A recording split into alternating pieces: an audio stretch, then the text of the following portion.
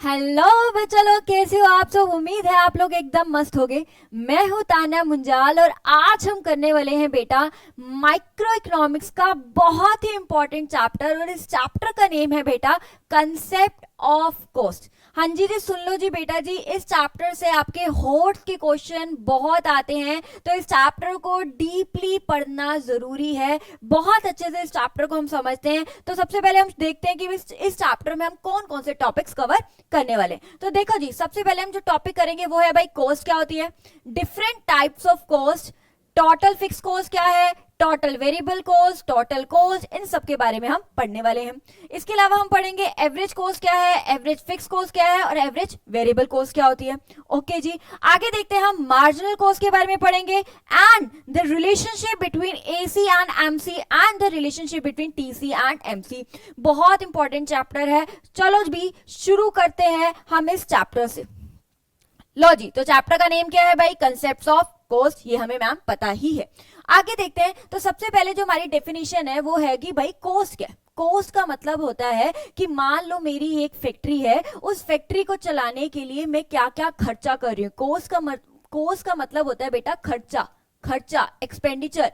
एक फैक्ट्री को चलाने के लिए, एक बिजनेस को चलाने के लिए एक प्रोड्यूसर को क्या क्या खर्चे करने पड़ते हैं, उसको हम क्या कह देते हैं, कॉस्ट कह देते हैं। तो फटाफट से डेफिनेशन देख लो, the expenditure paid by the producer for doing production को करने के लिए क्या क्या खर्चे करने पड़ते हैं, उसको हम क्या कह देते हैं, कॉस्ट। मान लो मेरी फैक्ट्री है, मान लो मेरी एक फैक्ट्री है, शूज की फैक्ट्री है। अब शूज की फैक्ट्री लगानी है तो ऑब्वियसली मुझे लेबर की रिक्वायरमेंट होगी, बिल्कुल जी। रॉ मटेरियल चाहिए होगा, बिल्कुल जी, है ना, रॉ मटेरियल चाहिए होगा। तो इस सब पे उनको क्या करना पड़ेगा, खर्चे तो करने पड़ेंगे। लेबर लगा रहे हो तो उनको क्या देनी पड़ेगी, वेजेस देनी पड़ेगी, दिहाड़ियां देनी पड़ेगी, ठीक है जी। रॉ मटेरियल खरीद रहे हैं, जिस भी सप्लायर से आप रॉ मटेरियल खरीद रहे हो उसको पैसा देना पड़ेगा। तो कॉस्ट का मतलब क्या है, खर्चे। एक बिजनेस को चलाने के लिए, प्रोडक्शन को करने के लिए आपको क्या क्या खर्चे उठाने पड़ते हैं, क्या क्या खर्चे बियर करने पड़ते हैं, उसको आप क्या कह देते हो भाई, कॉस्ट कह देते हैं मैम। आगे देखते हैं हम डिफरेंट टाइप्स ऑफ कॉस्ट हम डिस्कस करने वाली हूँ, क्या क्या डिफरेंट टाइप्स है। और ये जो सबसे पहला टाइप है वो है आपका explicit cost and implicit cost. The one of the most important question है, कई बार पेपर में 3 नंबर का डिफरेंस आ जाता है, difference between explicit cost and implicit cost, ठीक है जी। तो सबसे पहले बेटा समझते हैं ये एक्सप्लिसिट कॉस्ट क्या होती है, बड़े ध्यान से समझो। एक्सप्लिसिट कॉस्ट, एक्सप्लिसिट, और दूसरी तरफ क्या है, इम्प्लिसिट, बिल्कुल जी। देखो जी बेटा, एक्सप्लिसिट का मतलब होता है ऐसा खर्चा, कॉस्ट है तो कॉस्ट का मतलब क्या है, खर्चा ही होगा, कॉस्ट है तो कॉस्ट का मतलब क्या है, खर्चा ही हो रहा है। एक्सप्लिसिट कॉस्ट का मतलब होता है ऐसा खर्चा जो आप किसी आउटसाइडर को दे रहे हो, ऐसा खर्चा जो एक प्रोड्यूसर उठा रहा है और वो किसी आउटसाइडर को दे रहा है। एग्जांपल ले लो, लेट्स से मैंने लेबर लगाई, अब लेबर कोई भी मेरी फैक्ट्री में मुफ्त में तो काम करेगी नहीं, उसको क्या चाहिए भाई, पैसा चाहिए। तो उसको क्या देनी पड़ेगी, मुझे वेजेस देनी पड़ेगी। यानी ऐसा खर्चा जो मुझे किसी आउटसाइडर को देना पड़ रहा है, मेरी जेब से पैसा जा रहा है, मेरे को खर्चा हो रहा है ना। तो वही है कॉस्ट, मतलब खर्चा। एक्सप्लिसिट कॉस्ट का मतलब होता है, ये एक्सप्लिसिट का मतलब होता है एक्सटर्नल से, यानी आप किसी एक्सटर्नल बंदे को या किसी आउटसाइडर को पैसा दे रहे हो, पेमेंट कर रहे हो किसी आउटसाइडर को, तो इसको आप क्या कहते हो, एक्सप्लिसिट कॉस्ट। क्लियर हो गया अच्छे से। अब रॉ मटेरियल खरीदा, कोई भी आपको मुफ्त में तो नहीं दे देगा रॉ मटेरियल, उसके बदले में आपको क्या देना पड़ेगा भाई, पैसा देना पड़ेगा। यानी आपका क्या हो गया भाई, खर्चा हो गया, खर्चा कर रहे हो, यानी आप पेमेंट कर रहे हो किसी आउटसाइडर को। डन है। So this is your explicit cost. Example में लिख देती हूं, जैसे पेमेंट कर रहे हो आप वर्कर्स को, पेमेंट कर रहे हो, है ना, wages paid to workers, wages paid to workers, ठीक है, ये एग्जांपल ले देती हूं। आगे बेटा देखो इम्प्लिसिट कॉस्ट। इम्प्लिसिट कॉस्ट बेटा क्या होता है, ये एक सेल्फ एस्टिमेटेड कॉस्ट होती है, सेल्फ एस्टिमेटेड कॉस्ट। अब बच्चे कहेंगे मैम ये कौन सी कॉस्ट होती है, ये तो चलो समझ आ गया, ऐसा खर्चा जो आप किसी बाहर को दे रहे हो, है ना, हर कोई करता खर्चा, कुछ भी खरीदा तो उसके बदले में कुछ ना कुछ पे करना पड़ेगा, राइट। ये इम्प्लिसिट कॉस्ट क्या है, ये सेल्फ एस्टिमेटेड कॉस्ट क्या है। तो बेटा आ जाओ फटाफट से एक एग्जाम्पल पे, एग्जाम्पल समझ लो, मतलब अपने यहां समझ आ जाएगा। मान लो ये एक बिल्डिंग है, मान लो ये एक बिल्डिंग है, इस बिल्डिंग में आप प्रोडक्शन कर रहे हो, इस बिल्डिंग में आप शूज की फैक्ट्री है, मान लो शूज वगैरह प्रोड्यूस कर रहे हो, ठीक है जी। अब ये जो बिल्डिंग है ना आपकी खुद की है, ये बिल्डिंग आपकी खुद की है, यानी आपने ये बिल्डिंग को रेंट पे, किराए पे नहीं लिया, ये मेरी खुद की बिल्डिंग है, मैं अपनी बिल्डिंग में क्या कर रही हूँ, प्रोडक्शन कर रही हूँ। अब मैं घर बैठे बैठे सोच रही हूँ कि भाई अगर ये बिल्डिंग मेरी नहीं होती, अगर ये बिल्डिंग मेरी नहीं होती और अगर इस बिल्डिंग को मैंने किराए पे लिया होता तो मैं कितना पैसा पे कर रही होती इस बिल्डिंग का। क्या बोली मैंने बोला अगर ये बिल्डिंग मेरी नहीं होती और इस बिल्डिंग को मैंने किराए पे लिया होता तो भाई मैं कितना पैसा पे कर रही होती। मैं एक्चुअल में पे नहीं कर रही हूं, मैं सिर्फ वैल्यू एस्टिमेट कर रही हूं अपनी। अगर मैंने किसी प्रॉपर्टी डीलर को बुलाया, उसने बोला कि भाई इस बिल्डिंग की अगर रेंटल वैल्यू निकालो तो मान लो 10,000 रुपए महीना है, 10,000 रुपए महीना है। मैं सिर्फ बैठे बैठे सोच रही हूं अगर ये बिल्डिंग मेरी नहीं होती तो मैं कितना रेंट पे कर रही होती। मुझे कहीं से पता चला कि अगर मैं ये बिल्डिंग मेरी नहीं होती तो मुझे कम से कम 10,000 पे इस बिल्डिंग का किराया पे करना पड़ता। I am not actually paying, मैं सिर्फ सेल्फ एस्टिमेट कर रही हूं खुद की प्रॉपर्टी की वैल्यू को। आई am just estimating the value of my own property, my own building. Actual में मैं पे नहीं कर रही हूं। So it is a self मतलब खुद की एस्टिमेशन कॉस्ट। आप क्या कर रहे हो, सिर्फ कॉस्ट को एस्टिमेट कर रहे हो। किसकी कॉस्ट को, खुद की, कोई भी सेल्फ प्रॉपर्टी कोई भी। You are not actually paying, so it is an estimated cost. It is a self-estimated cost, not an actual cost. घर बैठे बैठे बस सोच रहे हो कि ये मेरी बिल्डिंग नहीं होती तो मैं कितना पे कर रही होती। मैंने बोला 10,000 पे कर रही, तो 10,000 पे जा नहीं रहा मेरी जेब से, सिर्फ मैं सोच रही हूं। समझ आया? यहां पे मैं एक्चुअली पे कर रही हूं। अगर बिल्डिंग रेंट पे लिए तो भाई मैंने बोला 10,000 पे कर रही हूं तो एक्चुअली में आई एम पेइंग। वर्कर्स को पे कर रही हूं तो वर्कर्स को पे कर रही हूं, रॉ मटेरियल का खर्चा दे रही हूं, एक्चुअली पेइंग। एक्स का मतलब एक्सटर्नल पार्टी को, किसी भी आउटसाइडर को I am actually paying, but it is a self estimated cost. खर्चा नहीं हो रहा, सिर्फ वैल्यू एस्टिमेट करी जा रही है। समझ आया बेटा? चले आप फटाफट से, लो जी अब शुरू करते हैं। हाँ जी देखो भाई, एक्सप्लिसिट कॉस्ट, एक्सप्लिसिट का मतलब क्या है, ऐसा खर्चा विच is incurred by the producer, जो एक प्रोड्यूसर खर्चा उठा रहा है। इंकर्ड बाय द प्रोड्यूसर क्यों बोला है, क्योंकि वो प्रोडक्शन कर रहा है, तो प्रोडक्शन करने के लिए उसको क्या क्या खर्चे उठाने पड़ेंगे। For making payments to outsider, ऐसा खर्चा जो वो किसी आउटसाइडर को दे रहा है, उसकी जेब से पैसा जा रहा है।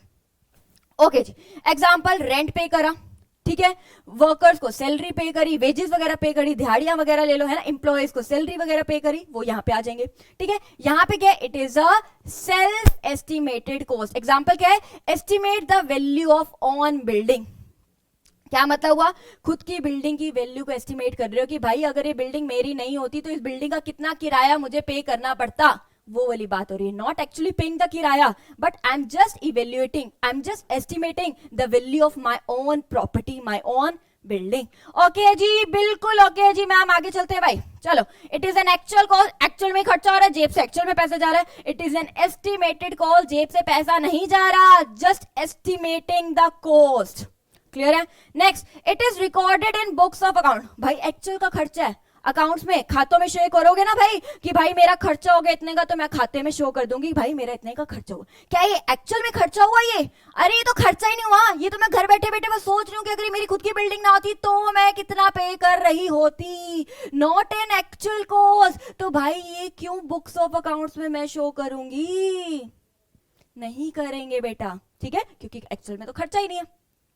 चलो जी, हो गया जी इतना, तो बिल्कुल हो गया। 3 नंबर का बहुत इंपॉर्टेंट क्वेश्चन था, वो छोड़ के नहीं आना। 3 नंबर का क्वेश्चन आया तो 3 पॉइंट्स कम से कम लिखने हैं आप, ठीक है जी। ओके जी, अब आगे चलते हैं।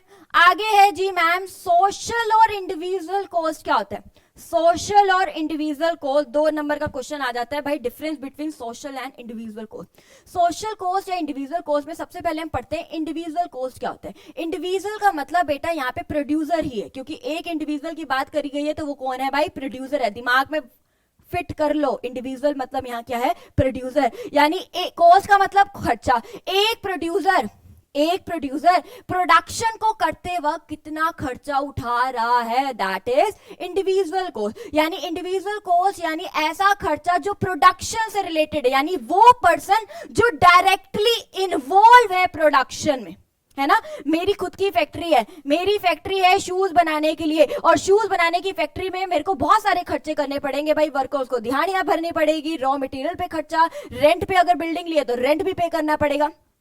तो ये मेरा इंडिविजुअल कॉस्ट है, किससे रिलेटेड है, प्रोडक्शन से। यानी एक प्रोड्यूसर जो क्या करता है, इंकर्ड करता है, एक प्रोड्यूसर को पे करना पड़ रहा है।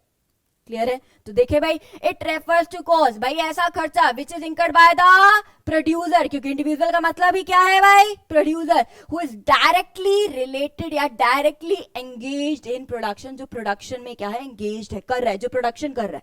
एग्जाम्पल, वेजेस पे टू द वर्कर्स, आप कोई भी एग्जाम्पल ले सकते हो, मैंने बहुत सारे एग्जाम्पल समझा दी।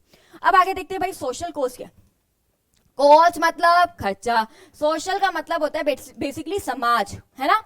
सोशल का मतलब क्या होता है, समाज, यानी ऐसा खर्चा जो एक पर्सन उठा रहा है, ऐसा खर्चा जो एक पर्सन बियर कर रहा है, एक पर्सन उठा रहा है, लेकिन जरूरी नहीं है वो डायरेक्टली प्रोडक्शन से रिलेटेड है या नहीं है। यहाँ पे तो वही पर्सन खर्चा कर रहा है जो प्रोडक्शन कर रहा है, यहाँ पे वो पर्सन भी खर्चा कर रहा है, चाहे वो प्रोडक्शन कर रहा है चाहे वो नहीं कर रहा है। अब मैम इसका तो मतलब हमें समझ नहीं आया, तो आज जी बेटा एक एग्जांपल पे, मान लो ये एक फैक्ट्री है, मान लो ये एक फैक्ट्री है, ठीक है। अब फैक्ट्री इतना ज्यादा धुआं निकाल रही थी, इतना ज्यादा एयर पोल्यूशन हो रहा था फैक्ट्री से, जो फैक्ट्री में काम करने वाले बंदे थे वो तो चलो बीमार हो ही रहे थे, इसके अलावा जो भी आसपास के लोग रहते थे वो भी बीमार होना शुरू हो गए थे, क्योंकि इतना ज्यादा पॉल्यूशन हो रहा था, ठीक है। तो इससे बचने के लिए लोगों ने मास्क खरीदना शुरू कर दिया, इससे बचने के लिए लोगों ने मास्क खरीदना शुरू कर दिया, ताकि वो अपने आप को उस पॉल्यूशन से क्या कर सके, थोड़ा बचा सके। क्लियर है? तो अब उन्होंने वही 20, 30, 40, 50 जितने रुपए का भी मास्क खरीदा, चलो 100 रुपए का भी मास्क खरीद लिया, तो एक पर्सन कितना खर्चा कर रहा है, एक पर्सन कितना खर्चा कर रहा है, जरूरी नहीं है, चलो ये बंदा तो प्रोडक्शन से रिलेटेड था, ये पर्सन तो प्रोडक्शन में इन्वॉल्व था क्योंकि फैक्ट्री में काम कर रहा था वर्कर, लेकिन वो पर्सन तो प्रोडक्शन नहीं कर रहे थे ना, वो तो आसपास के लोग थे जो उस फैक्ट्री के आसपास रह रहे, उनको भी वो खर्चा उठाना पड़ गया, वो है सोशल। सोशल का मतलब समाज में जितने भी लोग हैं उनको किस तरीके से खर्चा करना पड़ रहा है। क्लियर होगा? So it refers to the sacrifice, sacrifice का मतलब खर्चा, it refers to the cost made by a person, जो एक इंसान को करना पड़ रहा है, whether he is engaging in production और नॉट, चाहे वो प्रोडक्शन कर रहा है चाहे वो प्रोडक्शन नहीं कर रहा है, फिर भी वो खर्चा उठाना पड़ेगा बेटा जी। क्लियर है? यहां पे वो डायरेक्टली एंगेज है प्रोडक्शन में, वो प्रोडक्शन कर रहा है, वो यही वाला एग्जांपल जो फैक्ट्री में काम करता हुआ ना, वो यहां आएगा, लेकिन वो चाहे प्रोडक्शन में है चाहे वो प्रोडक्शन में नहीं है, वो यहां पे आएगा। क्लियर है? समझ आया? एग्जाम्पल इसका क्लियर होगा। एग्जाम्पल एक बार इसका पढ़ लेते हैं। एक्सपेंडिचर, लो जी देखो, expenditure made on purchasing of mask due to dust caused by a cement factory. एक सीमेंट फैक्ट्री थी, बहुत ज्यादा डस्ट वगैरह पॉल्यूशन वगैरह कर रही थी, तो इस चक्कर में लोगों ने मास्क वगैरह खरीदा। जरूरी नहीं है जो फैक्ट्री में काम कर रहे हैं सिर्फ उन्होंने खरीदा, आसपास के लोगों ने भी खरीदा, क्योंकि अपने आप को बचाने के लिए। क्लियर है इतना जी? बिल्कुल क्लियर है मैम। तो इतना क्लियर हो गया। इंडिविजुअल कॉस्ट क्या है? ऐसे खर्चा जो सिर्फ प्रोडक्शन एक्टिविटी से इन्वॉल्व है ना, जो प्रोडक्शन में इन्वॉल्व है। सोशल कॉस्ट में ऐसा खर्चा जो एक पर्सन कर रहा है, चाहे वो प्रोडक्शन में इन्वॉल्व है चाहे वो प्रोडक्शन में इन्वॉल्व नहीं है, दोनों आएंगे इसमें। डन है? बिल्कुल। अब आ जाओ संक कॉस्ट। क्या है भाई? Sunk cost. संक का मतलब क्या होता है बेटा, बताओ जी। संक का मतलब होता है बेटा डूब जाना। क्या मतलब होता है? डूब जाना। कॉस्ट का मतलब खर्चा हुआ, बेसिकली कॉस्ट का मतलब क्या होता है? खर्चा। यानी ऐसा पैसा जो आपने क्या कर दिया? खर्चा। ऐसा पैसा जो आपने खर्चा, लेकिन वो पैसा आपका डूब गया। आपने सोचा था, आपने किसी अच्छे काम के लिए पैसा लगा दिया, खर्चा कर दिया, लेकिन आपने जिस पर्पस के लिए लगाया था वो पर्पस ही पूरा नहीं हुआ और वो पैसा क्या हो गया? आपका डूब गया। मैम थोड़ा एग्जांपल से समझाओ, ऐसे तो पूरा क्लियर नहीं हुआ। तो बिल्कुल जी एग्जांपल से समझते हैं। मान लो मैंने एक फैक्ट्री लगाई, बिल्कुल जी लगा दी एक फैक्ट्री। अब एक कंपनी लगाई, एक फैक्ट्री लगाई, मतलब मैंने कोई भी प्रोडक्ट की लगाई। मान लो मेरा कॉस्मेटिक का था, कॉस्मेटिक की कोई कंपनी खोल दी मैंने, है ना, कॉस्मेटिक की कोई कंपनी खोल दी। अब उसको प्रमोट करने के लिए मैंने क्या किया, एडवर्टाइजमेंट करी, बिल्कुल कर दी एडवर्टाइजमेंट। तो मैंने क्या करी, उसकी एडवर्टाइजमेंट कराई और एडवर्टाइजमेंट कंपनी को क्या बोला कि भाई 5 साल के लिए, मैंने बोला उसको 5 साल के लिए टीवी में, न्यूज़पेपर में, हर जगह मेरे प्रोडक्ट की क्या करे, एडवर्टाइजमेंट कर। और उसके लिए मैंने उसको 5 लाख रुपए दिए। 5 इयर्स एडवर्टाइजमेंट करने के लिए मैंने उसको 5 लाख रुपए दे। तो यहीं से पता चल रहा है 1 साल का 1 लाख रुपए दे रही हूं मैं। सिंपल सी बात है, 1 साल का मैं क्या दे रही हूं, 1 लाख रुपए दे रही हूं। अब क्या हुआ भाई, मेरा जो प्रोडक्ट था लोगों को पसंद ही नहीं आ रहा। मेरा प्रोडक्ट किसी को रिएक्शन होने लगे, स्किन एलर्जीज होने लगी, या वट एवर द रीजन, लोगों को पसंद आना बंद हो गया, मेरा बिजनेस ठप होना शुरू हो गया, लोग खरीद नहीं रहे बिजनेस। तो मैं क्या कर रही हूँ कि मैंने सोचा यार मुझे तो बहुत नुकसान हो गया। तो एक टाइम पे आके मैंने अपना बिजनेस बंद कर दिया। मैंने 2 साल तक कंपनी ओखे सोके चला ली, लेकिन उसके बाद मैं नहीं चला पाई अपनी कंपनी को। अब आप देख रहे हो, चलो 2 लाख रुपए तो मेरे वसूल हो गए एडवर्टाइजमेंट के, लेकिन मैं अब ऑब्वियसली बात है कंपनी बंद, प्रोडक्ट ही मार्केट में नहीं आ रहा, तो अब एडवर्टाइजमेंट कंपनी उसकी टीवी में ऐड क्यों दिखाएगी। तो उन्होंने ऐड दिखाना भी क्या कर दिया, बंद कर दिया। लेकिन पैसे कितने लिए हुए थे, 5 लाख रुपए। चलो 2 लाख रुपए तो समझ आते हैं, बाकी का 3 लाख, 3 साल तो आगे तो हुआ ही नहीं ना, कंपनी बंद होगी 2 साल बाद। तो बाकी का जो 3 लाख रुपए था वो क्या हो गया भाई, मेरा डूब गया, वो मुझे वापस नहीं मिलने वाला। मैंने ऐसा खर्चा किया जो मेरा डूब गया। This is your sunk cost. These are the costs which have been incurred. ऐसा खर्चा जो मैंने करा, लेकिन but cannot be recovered. अब वो खर्चे को मैं दोबारा से रिकवर नहीं कर सकती, ये 3 लाख को मैं दोबारा से रिकवर नहीं कर सकती बेटा। ओके है, अच्छे समझ आया। चलो जी आगे चलते हैं भाई।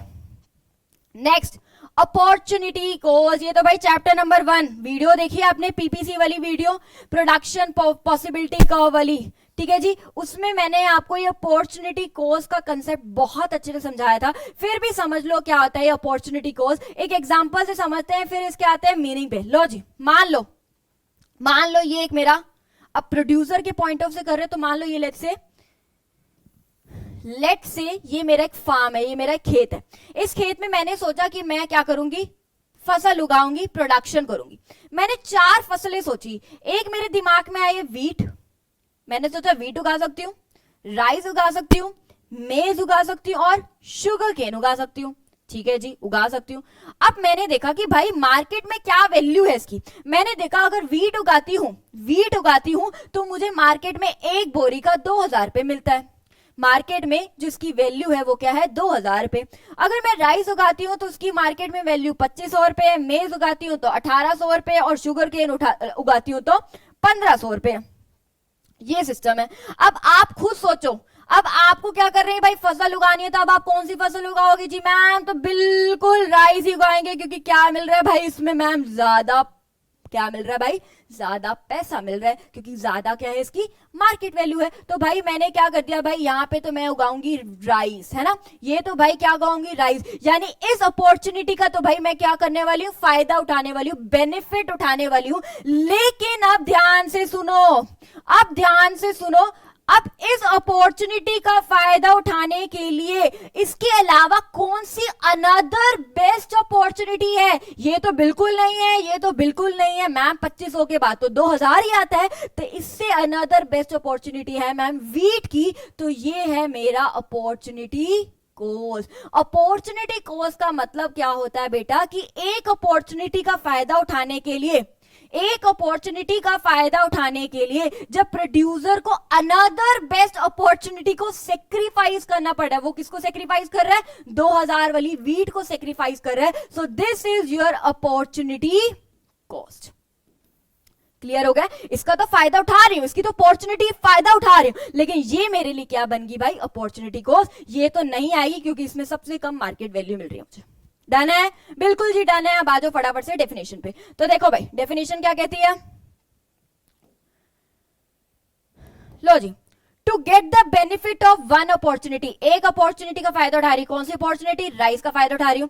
The producer has to sacrifice, sacrifice किसकी सेक्रीफाइस करनी पड़ेगी, the another best opportunity. Another best opportunity क्या है भाई, वीट है, तो वीट क्या है मेरे लिए, अपॉर्चुनिटी कॉस्ट. भाई एग्जांपल से लिखना है. अगर आप सोचो ना एक नंबर में, अगर मान लो चलो एक नंबर में आए तो डेफिनेशन लिख दी, 2 नंबर का क्वेश्चन आए तो आप सोच रहे हो एक डेफिनेशन एक लाइन लिख के आप पूरे नंबर 2 नंबर मिल जाएंगे, तो नहीं मिलेंगे. आपको एग्जांपल समझाना पड़ेगा. ऊपर एडवर्टाइजमेंट वाला जो हमने एग्जांपल यूज किया है ना, वो अपने नोट्स में लिखना शुरू कर दो. इतना एक्सप्लेन इसलिए किया है कि आप लिख पाओ पेपर में कि क्या लिखना है. बड़े ध्यान समझ लो, खाली डेफिनेशन से काम नहीं चलेगा बेटा जी, आपको एग्जांपल लिखना पड़ेगा पेपर में. इसका भी एग्जांपल चाहे स्क्रीनशॉट ले लो और ऊपर वाले का एग्जांपल लिखना शुरू कर दो. ओके जी भाई, अब आगे चलते हैं हम. अब आगे देखो क्या आगे है भाई, प्रोडक्शन कॉस्ट. ये तो बड़ा सिंपल है. प्रोडक्शन कॉस्ट, कॉस्ट का मतलब खर्चा. प्रोडक्शन कॉस्ट का मतलब क्या है, प्रोडक्शन करने पे क्या क्या खर्चे होते हैं. रॉ मटेरियल खरीदा वो मेरा खर्चा है, लेबर को दिहाड़ियां दी वो मेरा खर्चा है, बिल्डिंग रेंट पे ली तो वो मेरा खर्चा है क्योंकि रेंट पे करना पड़ेगा तो वही खर्चा है. So it refers to the cost. भाई ये ऐसा खर्चा है, कैसा खर्चा है, which is incurred by the producer, जो एक प्रोड्यूसर को उठाना पड़ता है फॉर डूइंग प्रोडक्शन, प्रोडक्शन को करने के लिए. एग्जाम्पल लिख लो भाई, expenditure on purchasing raw material. Raw material खरीदेंगे तो उस पर क्या करना पड़ेगा, पैसा, क्योंकि मुफ्त में तो मेरे को रॉ मटेरियल मिलेगा नहीं ना. अब आगे सेलिंग कॉस्ट, इजी. कॉस्ट मतलब खर्चा, सेलिंग कॉस्ट का मतलब सेल करने पर, सेल करने पर आपको क्या क्या खर्चे उठाने पड़ते हैं. एक बात बताओ, मैंने एक फैक्ट्री लगा दी, कंपनी खड़ी कर दी, लेकिन लोगों को अट्रैक्ट करने के लिए, अपना प्रोडक्ट मार्केट में बेचने के लिए मुझे क्या करनी पड़ेगी मैम, एडवर्टाइजमेंट करनी पड़ेगी. बिल्कुल बेटा, एडवर्टाइजमेंट करनी पड़ेगी. अब एडवर्टाइजमेंट कंपनी को हायर करूंगी मैं, क्या वो एडवर्टाइजमेंट टीवी पे मुफ्त में दिखाना शुरू कर देंगे, बिल्कुल नहीं जी, कुछ भी मुफ्त में नहीं होता. तो सेलिंग कॉस्ट का मतलब है अपनी सेल्स को बढ़ाने के लिए जो आपको खर्चे करने पड़ते हैं वो क्या होता है आपका सेलिंग कॉस्ट. एग्जाम्पल क्या है, एक्सपेंडिचर ऑन एडवर्टाइजमेंट. क्लियर है, simple. It refers to the cost which is incurred by the producer, which is incurred by the producer to promote sale of the commodity. Sale को बढ़ाने के लिए वो क्या करता है, अपने खर्चे करता है, जिसका सबसे बड़े एग्जांपल क्या है बेटा, एडवर्टाइजमेंट. हो गया जी, चलो जी. अब बड़े ध्यान समझो, अभी तक नॉर्मल कॉस्ट हमने पढ़ ली, 1 या 2 नंबर का क्वेश्चन आ जाता है वहां से, एक क्वेश्चन मान के चलो आ जाता है पेपर में. अब देखो, अब हम क्या करने वाले, अब जो हमारा थोड़ा सा नया टॉपिक शुरू होने वाला है, अब हमारा fix cost, variable cost, total cost है ना, एवरेज कॉस्ट, ये सारे टॉपिक शुरू हो जाएंगे, बहुत इंपॉर्टेंट है. अब देखो, फिक्स्ड कॉस्ट, कॉस्ट मतलब खर्चा. फिक्स कॉस्ट का मतलब होता है ऐसा खर्चा जो एक प्रोड्यूसर को उठाना ही उठाना पड़ता है, चाहे वो प्रोडक्शन करे चाहे वो प्रोडक्शन ना करे. ऐसा खर्चा जो उसको प्रोडक्शन करते वक्त चाहे वो प्रोडक्शन करे चाहे ना करे, ऐसा खर्चा जो उसको करना ही करना पड़ेगा. ठीक है, अगर मैं एक एग्जांपल लूं, मान लो ये एक फैक्ट्री है, मान लो ये फैक्ट्री मैंने रेंट पे ली, ये फैक्ट्री मैंने रेंट पे ली और इस फैक्ट्री का किराया था 10,000 पे, यानी मैं हर महीने 10,000 रुपए भर रही. और ये मैंने फैक्ट्री शूज की प्रोडक्शन के लिए ली, ये फैक्ट्री मैंने शूज की प्रोडक्शन के लिए ली, यानी मैं जूता बना रही हूं इस फैक्ट्री में. चाहे इस फैक्ट्री में 1 जूता बनाऊं, चाहे इस फैक्ट्री में मैं 0 जूते बनाऊं, चाहे इस फैक्ट्री में मैं 100 जूते बनाऊं, चाहे इस फैक्ट्री में मैं 1,000 जूते बनाऊं, चाहे इस फैक्ट्री में मैं लाखों जूते बनाऊं, जो मेरा रेंट होगा ना फैक्ट्री का वो हमेशा क्या रहेगा, सेम रहेगा, 10,000 रुपए. चाहे इस फैक्ट्री में कोई प्रोडक्शन हो, चाहे इस फैक्ट्री में मैं 1 जूता बनाऊं खाली, चाहे इस फैक्ट्री में मैं लाखों जूते बनाऊं, जो किराया होगा वो तो मुझे भरना ही भरना पड़ेगा. आप ये नहीं कहोगे भाई मैंने इस फैक्ट्री में 1 भी जूता नहीं बनाया तो मैं किराया नहीं भरूंगी, ऐसा नहीं होता है ना, ऐसा नहीं होता. सो this is the fix cost. Fix cost का मतलब ऐसा खर्चा जो फिक्स ही है, चाहे प्रोडक्शन करो चाहे प्रोडक्शन ना करो, ऐसा खर्चा तो जो आपको देना ही देना पड़ेगा, ये होता है आपका फिक्स कॉस्ट. चाहे आप 0 लेवल ऑफ आउटपुट प्रोड्यूस कर रहे हो, यानी आप कुछ भी नहीं बना रहे, तो भी ये खर्चा आपको उठाना पड़ेगा. This is your fix cost. तो फटाफट से एक तो ये चीज देखो भाई, फिक्स कॉस्ट के नाम क्या है, पेपर में फिक्स कॉस्ट के कई बार दूसरे नाम से आ जाता है, एक्सप्लेन करो, फिर बच्चे कहते हैं मैंने तो पढ़ा ही नहीं. ठीक है, तो बड़े ध्यान से समझो, फिक्स कॉस्ट को ही हम सप्लीमेंट्री कॉस्ट बोलते हैं, इसी को हम ओवरहेड कॉस्ट बोलते हैं और इसी को हम इनडायरेक्ट कॉस्ट बोलते हैं. प्लीज बेटा याद कर लेना, इनके जो नाम है ना वो बहुत बहुत बहुत ज्यादा इंपॉर्टेंट है और कई बार एमसीक्यू में आ जाते हैं. फिक्स कॉस्ट का दूसरे नेम बताओ, बहुत सारे ऑप्शन दे देते हैं और फिर आपसे पूछते हैं कि बताओ भाई फिक्स कॉस्ट का दूसरा नेम कौन सा, तो आपको पता होना जी भाई सप्लीमेंट्री होता है, फिर ओवरहेड होता है और तीसरा क्या था भाई, इनडायरेक्ट होता है. बिल्कुल। अब देखो भाई, अब फिक्स कॉस्ट क्या होते हैं, वही है, these are the cost which do not change with the change in production, जो चेंज नहीं होती प्रोडक्शन की वजह से, प्रोडक्शन बढ़े प्रोडक्शन कम हो, ये ऐसा खर्चा है जो उठाना ही उठाना पड़ेगा। चाहे मैं 0 आउटपुट बना रही हूँ, चाहे मैं एक भी जूता नहीं बना रही, चाहे मैं लाखों जूते बना रही हूँ, मेरा खर्चा 10,000 है तो भाई 10,000 है, रेंट भरना पड़ेगा। चलो जी, it means when the production is done और not these cost remain same, चाहे मैं प्रोडक्शन करूं चाहे ना करूं, ये खर्चा तो उठाना पड़ेगा। ओके जी, एग्जांपल क्या है, rent of the factory, rent of the factory. आप यहां लिख सकते हो, चाहे आपका आउटपुट 0 प्रोड्यूस हो बट स्टिल आपको जो है ये खर्चा उठाना ही पड़ेगा। बिल्कुल। अब देखते हैं भाई टेबल, और इसका इसी का देखते हैं हम डायग्राम, फटाफट से देखते हैं, यहीं से समझ आ जाएगी आपको। मान लो मैं 0 जूते बना रही हूँ, आउटपुट एग्जांपल ले लेती हूँ, मैं शूज बना रही हूँ, मान लो मैं शूज बना रही हूँ, ठीक है, चाहे मैं 0 जूता बनाऊं, चाहे मैं 1 जूता बनाऊं, चाहे मैं 2 बनाऊं, चाहे मैं 3 बनाऊं, चाहे मैं 4 बनाऊं, चाहे 5 बनाऊं, जो मेरा है, मान लो एग्जांपल ले लेते, rent of factory is 10 rupees, चलो यार 10,000 ले लो, 100 ले लो, कुछ भी ले लो, कुछ भी ले सकते हो। एग्जाम्पल मैंने यहाँ 10 रुपए ले लिया, तो मान लो अगर मैं 0 जूता बनाऊं तो भी मुझे 10 रुपए पे करने पड़ेंगे, 1 जूता बनाऊं तो भी 10 रुपए, 2 बनाऊं तो भी 10, 3 बनाऊं तभी 10। तो आप देख रहे हो, चाहे मैं प्रोडक्शन करूं चाहे मैं प्रोडक्शन ना करूं, चाहे मैं 0 बनाऊं चाहे मैं 1 लाख जूते बनाऊं, ये जो कॉस्ट है वो क्या रहेगी, सेम। क्या रहेगी, सेम रहेगी, कांस्टेंट रहेगी, यानी फिक्स्ड रहेगी, तभी हम इसको क्या कहते हैं भाई, फिक्स्ड कॉस्ट। क्लियर है। अब इसी का डायग्राम देख लो बेटा, डायग्राम में कुछ भी नहीं है, यहाँ पे बना हुआ है वैसे तो, बट फिर भी आप देख लो कैसे बनाओगे। यहाँ आपका वाई एक्सिस आएगा, यहाँ आपका ओरिजिन आएगा, यहाँ आपका एक्स एक्सिस आएगा, यहाँ पे आपका हमेशा TFC आएगा। फिक्स कॉस्ट को आप टोटल फिक्स कॉस्ट भी बोल देते हो, TFC शॉर्ट फॉर्म लिख दी, पेपर में पूरा पूरा नाम लिखाना। नीचे आ जाएगा आपका units of output, units of output. Ma'am बनाए कैसे, तो कुछ भी नहीं है बेटा, यहाँ 0 है या 1 2 3 4 5 ऐसा कर देना। यहाँ पे क्या है, 5 और 10, चाहे आप 0 बनाओ तो भी 10 रुपए, 1 बनाओ तो भी 10 रुपए, 2 बनाओ तो भी 10 रुपए पे करना पड़े, 3 तो भी 10, 4 तो भी 10, 5 तो भी 10। तो ये आपकी देख रहे हो एक स्ट्रेट लाइन बन गई parallel to X axis, parallel to X axis. Clear है। So this is your TFC, ये डायग्राम देख लो, आप देख रहे हो आपकी जो TFC है वो क्या बन रही है, पैरेलल बन रही है। देख रहे हो TFC क्या बन रही है आपकी, पैरेलल बन रही है। किसके पैरेलल बन रही है, एक्स एक्सिस के पैरेलल बन रही है, और वो कांस्टेंट है।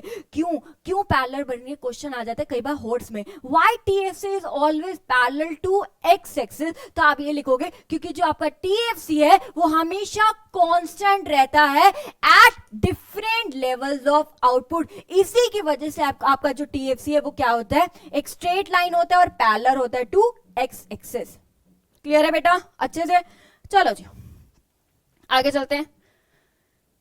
नेक्स्ट है बेटा वेरिएबल कॉस्ट। क्या है भाई, वेरिएबल। वेरिएबल का मतलब क्या होता है, जो चेंज होता रहता है। ऐसा खर्चा, कॉस्ट मतलब खर्चा, ऐसा खर्चा जो चेंज होता रहता है। प्रोडक्शन ज्यादा तो खर्चा ज्यादा, प्रोडक्शन कम तो खर्चा कम। वेरिएबल का जो सबसे बढ़िया एग्जांपल है वो रॉ मटेरियल हो सकता है, raw material, labour. Last chapter में आपको मैंने पढ़ाए थे फिक्स फैक्टर्स क्या होते हैं और वेरिएबल फैक्टर्स क्या होते हैं। नहीं देखा तो प्लीज लास्ट की वीडियो जरूर देख लेना बेटा, बहुत ही अच्छे से एक्सप्लेन है वो चैप्टर। एक शॉर्ट वीडियो में मैंने बहुत अच्छे से समझा हुआ चैप्टर।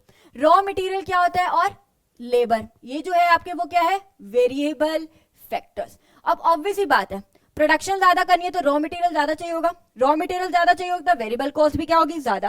प्रोडक्शन कम करनी है तो रॉ मटेरियल कम चाहिए होगा, रॉ मटेरियल कम चाहिए होगा तो वेरिएबल कॉस्ट भी क्या होगी आपकी, कम। वेरिएबल कॉस्ट मतलब वेरिएबल जो चेंज होता रहता है वो खर्चा क्या होगा, कम। सेम प्रोडक्शन ज्यादा चाहिए करोगे तो लेबर ज्यादा चाहिए, लेबर ज्यादा तो वेरिएबल कॉस्ट ज्यादा। प्रोडक्शन कम कर रहे हो तो लेबर कम, लेबर कम तो मतलब दिहाड़ी कम दे रहे हो लेबर को, तो लेबर को दिहाड़ियां कम दे रहे हो, यानी आपका वेरिएबल कॉस्ट कम होगा।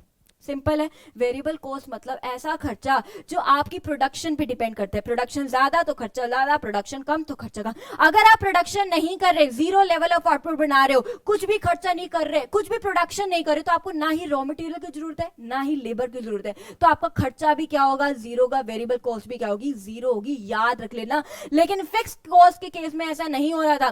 फिक्स कॉस्ट के केस में बेटा क्या हो रहा था, अगर आप प्रोडक्शन नहीं कर रहे हो, 0 लेवल ऑफ आउटपुट बना रहे हो, तो भी आपको खर्चा वो उठाना पड़ रहा था, क्योंकि रेंट तो भरेंगे। लेकिन यहाँ पे अगर आप प्रोडक्शन नहीं करें तो ना ही लेबर चाहिए ना ही रॉ मटेरियल चाहिए, तो इनका खर्चा कुछ हो नहीं रहा, तो आपका खर्चा भी यानी वेरिएबल कॉस्ट भी क्या आएगी, जीरो होगी। यानी आउटपुट जीरो पे आपका वेरिएबल कॉस्ट भी क्या होता है भाई, बिल्कुल जीरो होता है। अब आज वेरिएबल कॉस्ट कौन कौन से होते हैं, इसी को आप प्राइम कॉस्ट भी कहते हो और इसी को आप डायरेक्ट कॉस्ट भी कहते हो। प्लीज याद रख लेना, फिक्स कॉस्ट को इनडायरेक्ट कॉस्ट कहते हो, इसको क्या बोलते हो भाई आप, डायरेक्ट कॉस्ट कहते हैं। ठीक है जी, आप फटाफट से देख लेते हैं, जो आपको बात बताई है ना वो सारी की सारी यही लिखी हुई है, फास्ट चलेंगे। These are the cost which changes due to change in production, production ज्यादा तो कॉस्ट ज्यादा, प्रोडक्शन कम तो कॉस्ट कम, बिल्कुल। It means when output increases, जब हम ज्यादा प्रोडक्शन कर रहे हैं तो कॉस्ट ऑल्सो इंक्रीज, तो खर्चा बढ़ जाता है। जब हम आउटपुट कम प्रोड्यूस कर रहे हैं तो आपका खर्चा भी क्या हो जाता है भाई, कम हो जाता है। जीरो लेवल ऑफ आउटपुट पे आपका खर्चा भी क्या होता है भाई, जीरो होता है। यही बात करी थी। एग्जाम्पल क्या है, रॉ मटेरियल का और लेबर वाला, wages paid to the casual workers, बिल्कुल। चले, हो गया, चले अब इसकी टेबल देखते हैं, इसका डायग्राम देखते हैं, बिल्कुल देखते हैं।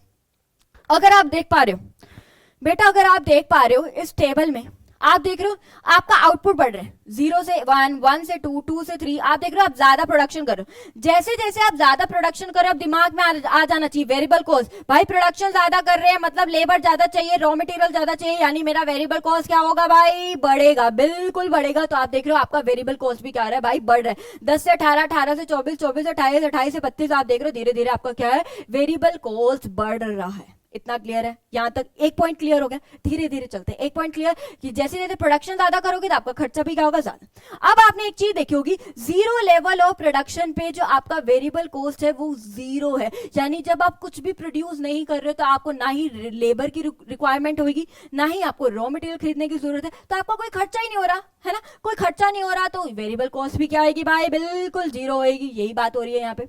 इतना क्लियर है आपको? यहां तक क्लियर है?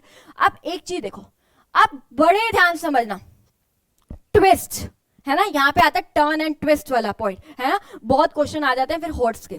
आ जाओ, अब देखो पहले केस में देखो, अगर आप देखोगे पहले ये देखो कितने कितने से बढ़ रही है आपकी वेरिएबल कॉस्ट, मैम 10 से बढ़ रही है, फिर 8 से, फिर करो भाई 6 से, फिर देखो भाई 4 से, फिर देखो बिल्कुल 4 से, फिर मैम 6 से बढ़ रही है, फिर से देखते हैं मैम ये बढ़ रही है 8 से और ये बढ़ रही है 16 से बढ़ रही है।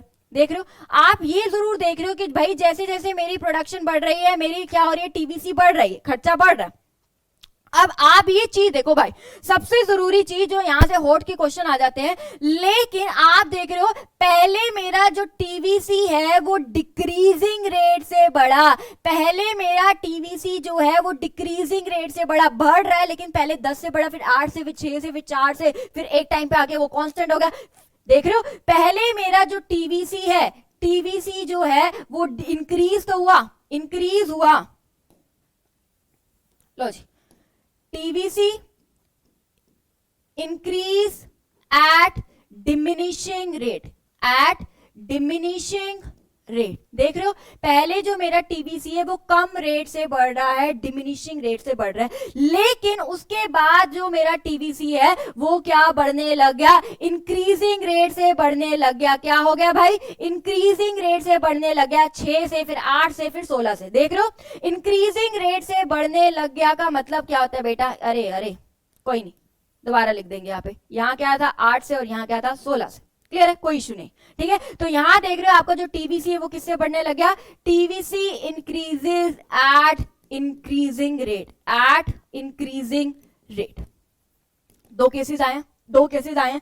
पहले आपका टीवीसी इंक्रीज हुआ, हर बार इंक्रीज ही हो रहा है, खर्चा बढ़ ही रहा है, खर्चा कम नहीं होगा। क्यों खर्चा कम नहीं होगा भाई, ऑब्वियस सी बात है, सिंपल सी बात है, जब प्रोडक्शन करोगे ज्यादा तो खर्चा तो बढ़ेगा, लेकिन पहले वही खर्चा आपको कम रेट से हो रहा था, लेकिन बाद में वही खर्चा बेटा ज्यादा रेट से बढ़ने लग गया। भाई इसका कारण क्या है, भाई इसका कारण बहुत अच्छे से समझते हैं। लो जी बड़े ध्यान समझो, पहले क्या था भाई, टीवीसी इंक्रीज हो रहा था, किसकी वजह से हो रहा था, इंक्रीज कितने रेट से हो रहा था, डिक्रीजिंग रेट या डिमिनिशिंग रेट से हो रहा था, डिमिनिशिंग रेट से हो रहा था। मैम बिल्कुल यही हमने देखा, यही हमने टेबल से देखा। दूसरा केस हमने क्या देखा मैम, दूसरे केस में क्या आ रहा था, टीवीसी बढ़ तो उसमें भी रहा है लेकिन वो इंक्रीजिंग रेट से बढ़ रहे भाई, इंक्रीजिंग रेट से बढ़ रहा है, यानी कहने का मतलब है पहले थोड़ा खर्चा कम स्पीड से बढ़ रहा था लेकिन बाद में खर्चा और ज्यादा बढ़ने लगा। वही वाली बात है, पहले थोड़ा खर्चा कम हो रहा था और फिर बाद में खर्चा थोड़ा और ज्यादा हो गया, है ना। खर्चा तो दोनों में हो रहा है लेकिन पहले थोड़ा कम रेट से बढ़ रहा था, बाद में तो भाई बहुत बढ़ गया खर्चा। इसका कारण क्या है भाई? तो बेटा जी इसका कारण है law of variable proportion, law of variable proportion. अब बच्चे होंगे मैम ये तो लास्ट चैप्टर में पढ़ा था। बिल्कुल जी लास्ट चैप्टर में पढ़ा था और बहुत अच्छे से आपको चैप्टर की जो वीडियो में आपको मैंने समझाया था ये लॉ ऑफ वेरिएबल प्रोपोर्शन क्या आता। तो फटाफट से क्विक देख लो भाई, जिन्होंने वो वीडियो नहीं देखी क्विक रिवाइज करवा रही हूं। थोड़ा सा हम छोटा कर दें ताकि आपके लिए समझना इजी हो जाए। मैं यहां लिख देती हूं लॉ ऑफ वेरिएबल प्रोपोर्शन जी। ओके जी, डायग्राम देखते हैं भाई। पहला ये डायग्राम बनाया, बिल्कुल मैम बना लिया। फिर दूसरा मैंने इसके नीचे बनाया, बिल्कुल बना लिया। चलो जी, अब यहां पे आपका आता है टीपी। पढ़ा था टीपी एमपी वाला, वही है लॉ ऑफ वेरिएबल प्रोपोर्शन। ही तो यही होता था। क्या होता था भाई लॉ ऑफ वेरिएबल प्रोपोर्शन? जब हम फिक्स फैक्टर्स को कंबाइन करते थे वेरिएबल फैक्टर से। फिक्स फैक्टर मैं ले लेती हूँ मान लो मशीन, वेरिएबल फैक्टर मैं ले लेती हूँ लेबर। जब मैं फिक्स फैक्टर को वेरिएबल फैक्टर से क्या करती थी, कंबाइन करती थी, तो सबसे पहले क्या होता जी, वही वाली बात कर रहे हैं। सबसे पहले मैम टीपी इंक्रीज होता था इंक्रीजिंग रेट से। क्यों इंक्रीज होता था? क्योंकि मेरा मार्जिनल प्रोडक्शन क्या हो रहा था, तो भाई बढ़ रहा होता था। बिल्कुल। उसके बाद मैम जब हमारा एमपी गिरने लगता था, जब हमारा एमपी गिरने लगता था और जीरो हो जाता था, जब हमारा एमपी गिरने लगता था तो टीपी बढ़ता तो था लेकिन टीपी बढ़ता था डिमिनिशिंग रेट से, कम रेट से। पहले देख लो कितना बढ़ गया, फिर अब देख लो कितना कम बढ़ गया, है ना। उसके बाद जब हमारा टीपी हो गया कांस्टेंट। क्यों कांस्टेंट हो गया? क्योंकि हमारा एमपी क्या हो गया भाई मैम, जीरो हो गया, इसलिए हमारा टीपी क्या हो गया भाई, कांस्टेंट हो गया। लेकिन अब क्या हो गया, हमारा एमपी हो गया नेगेटिव। हमारा एमपी हो गया नेगेटिव तो टीपी हो गया भाई, गिर गया। वो क्या हो गया भाई, डिक्लाइनिंग। क्या हो गया, declining. So this is your TP, this is your MP. तो ये क्या थी, increasing return to a factor, diminishing return to a factor, negative return to a factor, negative return to a factor. क्या हो रहा था, लॉ ऑफ वेरिएबल प्रोपोर्शन ये कहता था जब हम कंबाइन करते थे फिक्स फैक्टर को विद वेरिएबल फैक्टर, स्टार्टिंग में लेबर जितनी चाहिए होती थी उतनी है, तो प्रोडक्शन बहुत अच्छे से हो रही होती थी। प्रोडक्शन क्यों अच्छे से हो रही थी, क्योंकि आपका मार्जिनल प्रोडक्शन बढ़ रहा होता था। लेकिन धीरे धीरे जब ओवर यूज करने लग रहे थे ना हम लेबर का, याद है, तो आपस में वो क्या कर रहे थे भाई, तू मैं लड़ाई झगड़े कर रहे थे, तो इतनी अच्छे से प्रोडक्शन नहीं हो रही थी। आपकी प्रोडक्शन धीरे धीरे गिरने लग रही थी, आपका एमपी गिरने लग गया था, इसलिए आपका टोटल प्रोडक्शन इंक्रीज हो रही थी लेकिन डिमिनिशिंग रेट से। एक टाइम के बाद क्या होने लगा था कि इतना ज्यादा ओवर यूज कर दी थी ना हमने लेबर, मशीन पे इतना ज्यादा ओवर बर्डन हो गई थी कि मशीन भी अब काम देना बंद हो गई थी। मशीन कभी रुक रही थी, कभी हैंग हो रही थी, कभी वो हीटिंग प्रॉब्लम हो गई थी, हिलने लगी, यार जो भी ले लो। तो इस चक्कर में क्या हो गया था, आपका एमपी क्या हो गया था, जीरो हो गया था, प्रोडक्शन एकदम से रुक गई थी। अब प्रोडक्शन रुक गई थी तो आपका टीपी क्या हो गया था, कांस्टेंट हो गया था, ठीक है। लेकिन जब एक टाइम के बाद आपकी एमपी नेगेटिव होगी, भाई एमपी नेगेटिव होगी, नेगेटिव में चलेगी, तो टीपी भी क्या होने लग गया था मैम, गिरने लग गया था। तो इस कहानी से हमें क्या पता चल रहा है कि पहले टीपी आपकी बढ़ती, प्रोडक्शन आपकी पहले ज्यादा हो रही थी, फिर एकदम आपकी प्रोडक्शन क्या होने लगी थी, कम होने लगी थी। कारण ये था बेटा, लेबर बहुत ज्यादा लगा दी थी हमने, यही बात थी। बिल्कुल।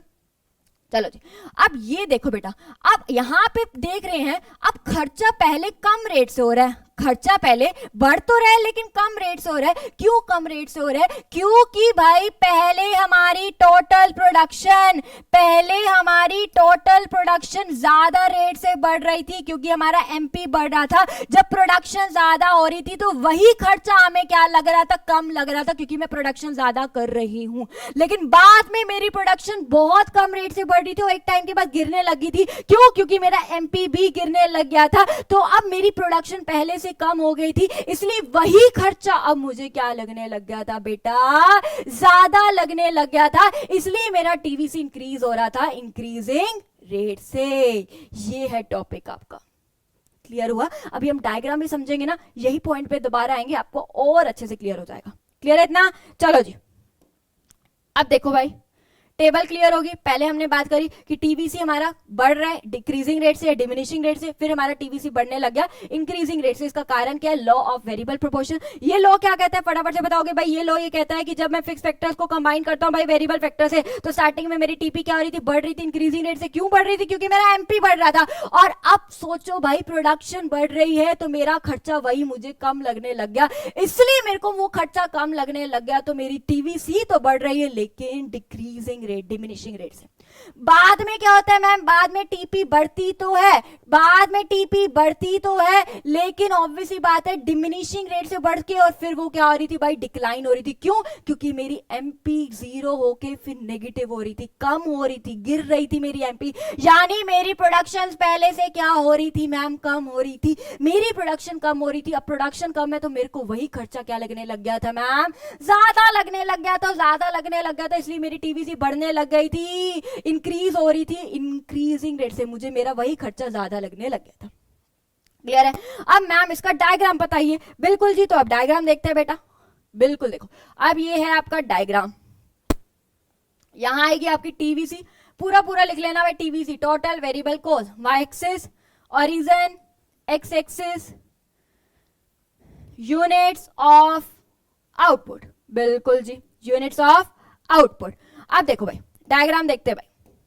पहले क्या था मैम? पहले हमने बात करी कि मेरी टीवीसी बढ़ रही थी, कितने रेट से बढ़ रही थी? डिमिनिशिंग। फिर टीवीसी बढ़ने लगी इंक्रीजिंग रेट से। तो भाई टीवीसी पहले बढ़ रही थी मैम डिमिनिशिंग रेट से, उसके बाद मेरी टीवीसी बढ़ने लगी मैम इंक्रीजिंग रेट से। देख रहे हो, पहले डिमिनिश हुई फिर वो इंक्रीज हुई। सो this is my TVC. TVC का ये अब क्वेश्चन आ जाता है बेटा, बहुत इंपॉर्टेंट क्वेश्चन है। क्यों टीवीसी पहले इंक्रीज हो रही है डिमिनिशिंग रेट से, फिर इंक्रीज हो रही है इंक्रीजिंग रेट से? तो क्या लिखोगे मैम? मैम वही लिखेंगे जो आप बारी बारी बता रहे हो भाई। क्या बता रहे हैं? Due to law of variable proportion. भाई ये लॉ क्या कहता है मैम? वही चीज है, वही सेम चीज है, बारी बारी हो रही है। ये लॉ कहता है कि भाई जब मेरी स्टार्टिंग में प्रोडक्शन बढ़ रही थी, जब मैं फिक्स फैक्टर और वेरिएबल फैक्टर को यूज कर रही थी, तो स्टार्टिंग में जब मेरी टीपी बहुत बढ़ रही थी, इंक्रीजिंग रेट से बढ़ रही थी। क्यों बढ़ रही थी भाई? क्योंकि मेरा एमपी बढ़ रहा था, इसकी वजह से। अब खुद सोचो भाई, मेरी प्रोडक्शन बढ़ रही, तो वही खर्चा मुझे क्या लग रहा था मैम? कम लग रहा था। अब कम लग रहा था इसलिए मेरी टीवीसी बढ़ तो रही है भाई, कम रेट से बढ़ रही है। बाद में मेरी प्रोडक्शन क्या हो गई थी मैम? कम हो गई थी, क्योंकि इंक्रीज हो रही थी बहुत ही कम रेट से, फिर तो गिरने लगी थी। क्यों? क्योंकि मेरा एमपी क्या हो रहा था भाई मैम? गिर रहा था। अब वही खर्चा मुझे ज्यादा लगने लगा, तो इसलिए मेरी टीवीसी क्या होने लगी मैम? बढ़ने लगी। वही खर्चा मुझे क्या होने लग गया? बढ़ने लग गया। क्लियर है? एक तो ये क्वेश्चन आ जाता है। दूसरा क्वेश्चन आ जाता है, क्यों टीवीसी कर्व आपकी इनवर्स एस शेप्ड है? इनवर्स एस शेप आप देख रहे हो, इनवर्स एस शेप का मतलब उल्टा एस बन रहा है। सीधा एस कैसे होता है? ऐसा होता है। इनवर्स एस शेप का मतलब ऐसे, इनवर्स एस शेप है। वही सेम रीजन लिखोगे जो अभी तक मैं आपको बता रही हूँ, due to law of variable proportion. Word लिखना इतना जरूरी है। पहले ये लिखोगे ये लॉ की वजह से हो रहा है, फिर समझाओगे लॉ क्या कहता है, फिर कैसे इंपैक्ट पड़ रहा है। हर एक चीज को बिल्कुल डिटेलिंग से लिखोगे, कहीं से नंबर नहीं कटेंगे बेटा। ओके जी, वही था। अब आपको देख लो, आपकी टीवीसी कर्व पहले इंक्रीज हो रही है डिमिनिशिंग रेट से, फिर आपकी टीवीसी कर्व इंक्रीज हो रही है इंक्रीजिंग रेट से, और इसी को हम कहते हैं inverse S shape. Inverse S shape, बिल्कुल। ये तो हो गया। देखो भाई, ये क्वेश्चन पेपर में आ जाते हैं, सब बता दिया। फर्स्ट क्वेश्चन देख लो, why TVC increase at diminishing rate? Initially starting में आपकी टीवीसी क्यों इंक्रीजिंग रेट डिमिनिशिंग रेट से बढ़ रही है, और बाद में वो इंक्रीजिंग रेट से बढ़ना शुरू होगी मैम? वही लॉ ऑफ वेरिएबल प्रोपोर्शन जो हो गया जी, बिल्कुल बिल्कुल हो गया। आगे, क्यों टीवीसी आपकी क्या है? क्यों टीवीसी आपकी इनवर्स एस शेप्ड है? मैम ये भी आपने पढ़ा दिया, आपने देखा था भाई हमारी टीवीसी क्या हो रही थी? Inverse S shape. पहले इंक्रीज हो रही डिमिनिशिंग से एंड देन इंक्रीज हो रही थी इंक्रीजिंग रेट से। बिल्कुल डन। अब आगे देखते हैं भाई, next question, difference between fix cost and variable cost. बेटा जी जो यहाँ पे फिक्स कॉस्ट है, फिक्स कॉस्ट का मतलब यहाँ पे है टोटल फिक्स कॉस्ट थी जो हम पढ़ चुके हैं, और यहाँ पे जो वेरिएबल कॉस्ट है इसका मतलब क्या है? टीवीसी टोटल वेरिएबल कॉस्ट थी। अब आप खुद बताओ मुझे डिफरेंस, दोनों टॉपिक्स कर लिए, है ना। सबसे पहले आप बताओ, यहाँ पे फिक्स कॉस्ट डाल दो और यहाँ पे क्या डाल दो, वेरिएबल कॉस्ट डाल दो। फिक्स कॉस्ट क्या होता है मैम? फिक्स कॉस्ट वो कॉस्ट होता है जो हमारी प्रोडक्शन पे डिपेंड नहीं होता। प्रोडक्शन ज्यादा करो, प्रोडक्शन कम करो, ये तो खर्चा रहेगा ही रहेगा, लेकिन ये हमारी प्रोडक्शन पे डिपेंड होता है। प्रोडक्शन ज्यादा तो खर्चा ज्यादा, प्रोडक्शन कम तो खर्चा कम। ये क्या होता है ma'am? Zero level of output पे भी हमारा जो खर्चा है फिक्स कॉस्ट रहती ही रहती है। यहाँ पे जीरो लेवल ऑफ आउटपुट पे खर्चा भी बिल्कुल जीरो। तीसरा इसका एग्जाम्पल डाल देना, तीसरा इसका भी एग्जाम्पल डाल देना। यहाँ पे रेंट ऑफ फैक्ट्री, यहाँ पे वेजेस देना, रॉ मटेरियल खरीदा, ये डाल देना। चौथा यहाँ पे इसकी टेबल बना देना, बनाई थी हमने टेबल, और यहाँ पे इसकी भी टेबल बना देना, बिल्कुल जी। पांचवा इसका भी डायग्राम बना देना। डायग्राम कैसे बनाया था मैम? ऐसे बनाया था। यहाँ पे इसका डायग्राम बना देना भाई, ऐसे बनाया था, ठीक है जी। छठा पॉइंट, 6 पॉइंट क्या बनाओगे? इसको किस नाम से बोला जाता है? इसको किस नाम से बोला जाता है? इसको इनडायरेक्ट कॉस्ट बोला जाता है, इसको डायरेक्ट कॉस्ट बोला जाता है, प्राइम कॉस्ट बोला जाता है, इसको ओवरहेड कॉस्ट बोला जाता है। इसके डिफरेंट डिफरेंट नेम्स लिख देना। इसको सप्लीमेंट्री कॉस्ट भी बोला जाता है, याद रखना। 6 पॉइंट्स हो गए। 6 नंबर का क्वेश्चन आया, 4 नंबर का क्वेश्चन आया, 5 नंबर का क्वेश्चन आया। जितने नंबर का क्वेश्चन उतने पॉइंट्स लिख देना जी। ओके चलो जी, अब आगे देखते हैं। हमने अभी तक टीवीसी पढ़ लिया, टीएफसी पढ़ लिया। अब बेटा जो हम पढ़ने वाले हैं वो है आपका टोटल कॉस्ट। टोटल कॉस्ट का मतलब ही है कि दोनों का, जो हमने टीवीसी और टीएफसी पढ़ी ना, इन दोनों का कॉम्बिनेशन को हम क्या बोल देते हैं? Total cost. So total cost is the combination of fix cost and variable cost. So TC is equal to TVC plus TFC. दोनों पता है, इजी है, कोई इशू नहीं। ओके जी, अब आगे देखो भाई। अब टोटल कॉस्ट निकालना है तो कैसे निकालोगे? आपके पास 0 1 2 3 4 5 6 लिख लोगे। टीएफसी आपको पता है हर बार क्या आएगा? 10 10 10 10 है ना, कोई मतलब ही नहीं उससे। तो चाहे आप जीरो लेवल आउटपुट बनाओ, चाहे आप जितना मर्जी बनाओ, ये खर्चा तो भाई क्या रहेगा मैम? कांस्टेंट रहेगा। अब टीवीसी आपको पता ही है, जैसे जैसे प्रोडक्शन बढ़ रही थी वैसे वैसे आपका टीवीसी भी क्या होगा? बढ़ेगा। लेकिन ध्यान रखना, टीवीसी को प्लॉट करते हुए पहले आप कोई भी डिजिट लिख सकते हो, लेकिन इसको ध्यान रखना, पहले टीवीसी को इंक्रीज करोगे डिमिनिशिंग रेट से, फिर टीवीसी को इंक्रीज करोगे इंक्रीजिंग रेट से। ये आपको पता है क्यों? पहले आपको वही, क्योंकि पहले प्रोडक्शन ज्यादा हो रही थी, वही खर्चा आपको कम लगता है, फिर बाद में प्रोडक्शन कम होने लगती है तो वही खर्चा आपको ज्यादा लगता है। तो टीवीसी को इस तरीके से प्लॉट कर दोगे, ठीक है। अब टीसी डाल दोगे। टीसी का कॉम्बिनेशन क्या होता है ma'am? TC is the combination of TVC plus TFC. इन दोनों को ऐड कर दो भाई, इन दोनों को ऐड कर दो, आपके पास क्या आ जाएगी? टीसी 10 + 0। आप देखोगे इन दोनों को ऐड, इन दोनों को ऐड, हर उन दोनों को क्या कर दोगे भाई? ऐड कर दोगे। क्या कर देंगे? ऐड, बिल्कुल ऐड कर देंगे। अब बेटा देखो डायग्राम, टेबल बन जाएगी। पहले टीवीसी लिखना, टीएफसी लिखना, टीवीसी लिखना, टीसी बनाना। टीसी कैसे बनाओगे? इन दोनों को क्या कर दोगे? ऐड कर दोगे, ठीक है जी, हो जाएगा, बिल्कुल। चलो अब डायग्राम देखो भाई, डायग्राम देखते कैसे बनेगा।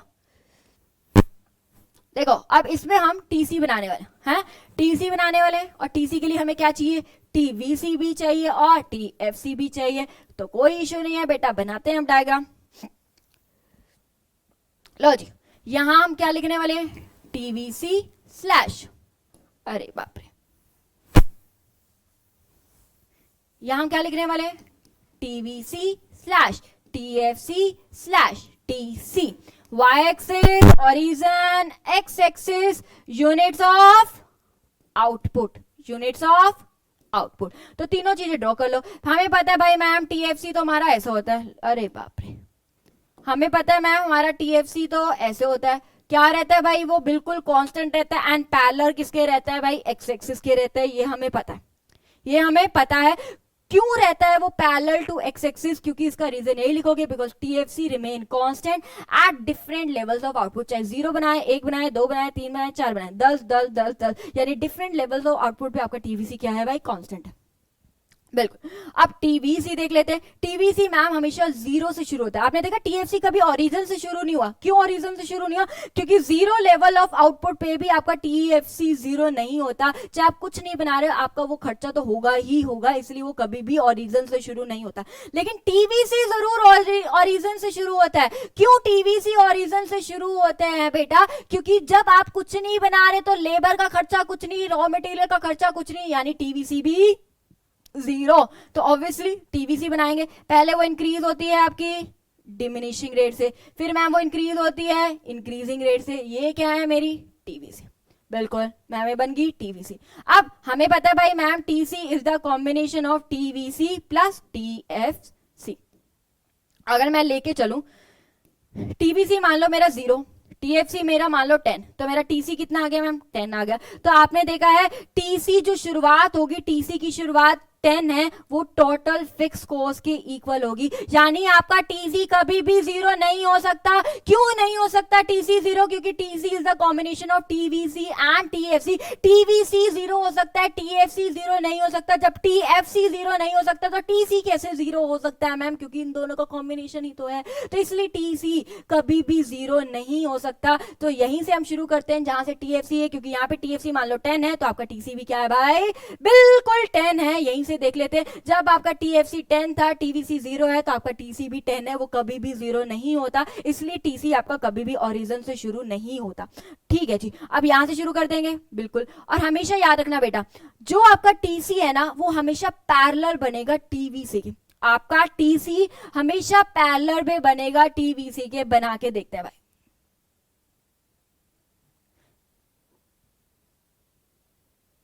This is your TC. TC देख रहे हो, बिल्कुल पैरेलल में बनेगा टीवीसी के। अब बच्चों के दिमाग में क्वेश्चन आएगा कि मैम बिल्कुल पैरेलल क्यों बनेगा? ये वाला तो समझ आ गया, ठीक है। ओरिजिन से शुरू नहीं आएगा, क्योंकि वो क्या इन दोनों का कॉम्बिनेशन है। टीवीसी जीरो हो सकता है तो वो जीरो से शुरू है ओरिजिन से, लेकिन टीसी जीरो नहीं हो सकता, वो हमें पता चल गया, इसलिए हम ओरिजिन से शुरू नहीं करने वाले। बिल्कुल।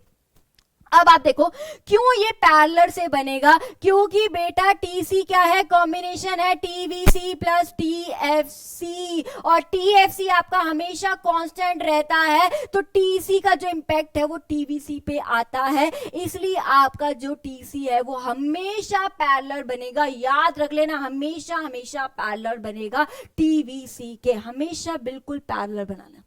ठीक है जी, इतना क्लियर हो गया। अब क्वेश्चन एक और आ जाता है, क्यों मैम टीसी टीवीसी और टीएफसी के ऊपर ही बना? Why TC is above the TVC and TFC? क्योंकि बेटा जो टीसी है वो टीवीसी और टीएफसी का ही कॉम्बिनेशन है। अगर बच्चा जी यहाँ पे मैं एक एग्जांपल लूं, लेट्स से टीसी निकालना है, टीवीसी प्लस टीएफसी, आपका टीवीसी 10 है, टीएफसी 10 है, तो आपका टीसी कितना आ गया भाई? 20 आ गया मैम। तो आप देख रहे हो इन दोनों का कॉम्बिनेशन ही है आपका टीसी, इसलिए जो टीसी है वो सबसे ऊपर बनेगा। हमेशा याद रख लेना, टीसी जो है वो हमेशा इन दोनों के, इन दोनों मतलब टीएफसी एंड टीवीसी के क्या बनेगा? ऊपर बनेगा। बिल्कुल बिल्कुल जी। अब आ जाओ कुछ हॉर्स के क्वेश्चन। ये जो मैंने आपको समझाया ना, यही हॉर्स है।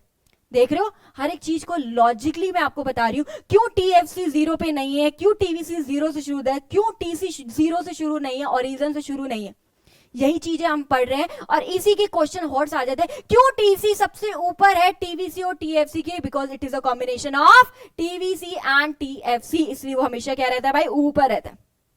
ये रहे आपके हॉर्स।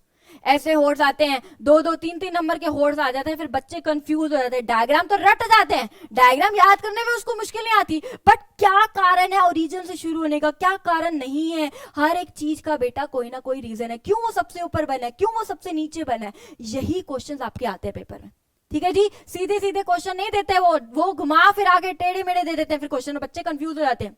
पहला, why TFC is parallel to X axis, हमने पढ़ ही लिया। क्यों टीएफसी आपका पैरेलल है एक्स एक्सिस के? Because TFC remain constant at different levels of output. चाहे मैं इतना बनाऊं, चाहे इतना, चाहे इतना, चाहे इतना, चाहे इतना, चाहे इतना, at different levels of output, at different levels of output मेरा टीएफसी क्या रहेगा? कांस्टेंट रहता है। यही तो लिखा है, TFC remain constant at all the levels of output. Next, why TFC can't touch is origin? क्यों आपका टीएफसी ओरिजिन से शुरू नहीं है? क्योंकि टीएफसी कभी भी 0 नहीं होता, चाहे मेरा आउटपुट क्या हो 0, चाहे मैं कुछ नहीं बना रही तो भी भाई मुझे रेंट ऑफ फैक्ट्री तो भरना ही भरना पड़ेगा, यानी टीएफसी आपका कभी भी 0 नहीं होता when the output is 0। TFC can not B 0 even when the output is 0। Next, why TVC touches the origin? क्यों टीवीसी ओरिजिन से शुरू होता है? क्योंकि जब आउटपुट 0 होता है तो आपका टीवीसी भी क्या होता है भाई मैम? 0 होता है। जब कुछ नहीं बना रही तो मेरा खर्चा भी 0, रॉ मटेरियल नहीं खरीदना, लेबर नहीं खरीदनी, तो वेरिएबल कॉस्ट भी तो मैम अंडा ही होगा, 0 होगा वही। बिल्कुल बिल्कुल बच्चा। अब देखो, because TVC can be 0 when output is 0, यही बात हुई है।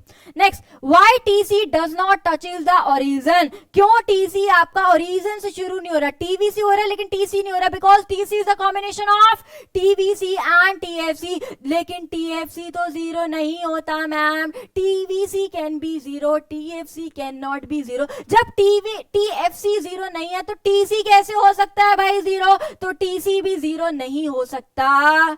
बिल्कुल मैम वही वाली बात है कि आपका टीएफसी जीरो नहीं हो सकता, टीवीसी कैन बी जीरो, जब वो इन दोनों का ही कॉम्बिनेशन है तो TC can not be zero. आगे देखते हैं भाई, ये हो गया, because TC is the combination of TFC and TVC, TFC can not be zero, बिल्कुल नहीं हो सकता, so TC can never be zero and therefore does not touches the origin, इसलिए वो ओरिजिन को टच नहीं करता। बिल्कुल जी। Last, Why TC lies above TFC and TVC, हमने बात करी थी क्यों TC इन दोनों के ऊपर बनता है, क्योंकि दोनों का कॉम्बिनेशन है भाई, because TC is a combination of TFC and TVC, इसलिए वो हमेशा क्या बनता है भाई, ऊपर बनता है, it lies above the TFC and TVC। Clear है बच्चा, अच्छे समझ आया। ये बेटा प्लीज ध्यान रखो, ये होट्स के क्वेश्चन में इतना टाइम लगा रही हूँ, मेरा करने का मतलब होता है समझाना होता तो मैं खाली समझा के अब तक हो जाती, अगले टॉपिक पे आ जाती, टाइम सेव होता मेरा, लेकिन बात मैं आपको यहाँ पे होट्स क्यों करा रही हूँ, ताकि पेपर में कैसे मर्जी घुमा फिरा के क्वेश्चन आ जाए, आपको समझ आए कि लिखना कैसे पेपर में। ठीक है, मात तो हम वही खाते हैं, आता सब होता, लिखना नहीं आता हमें।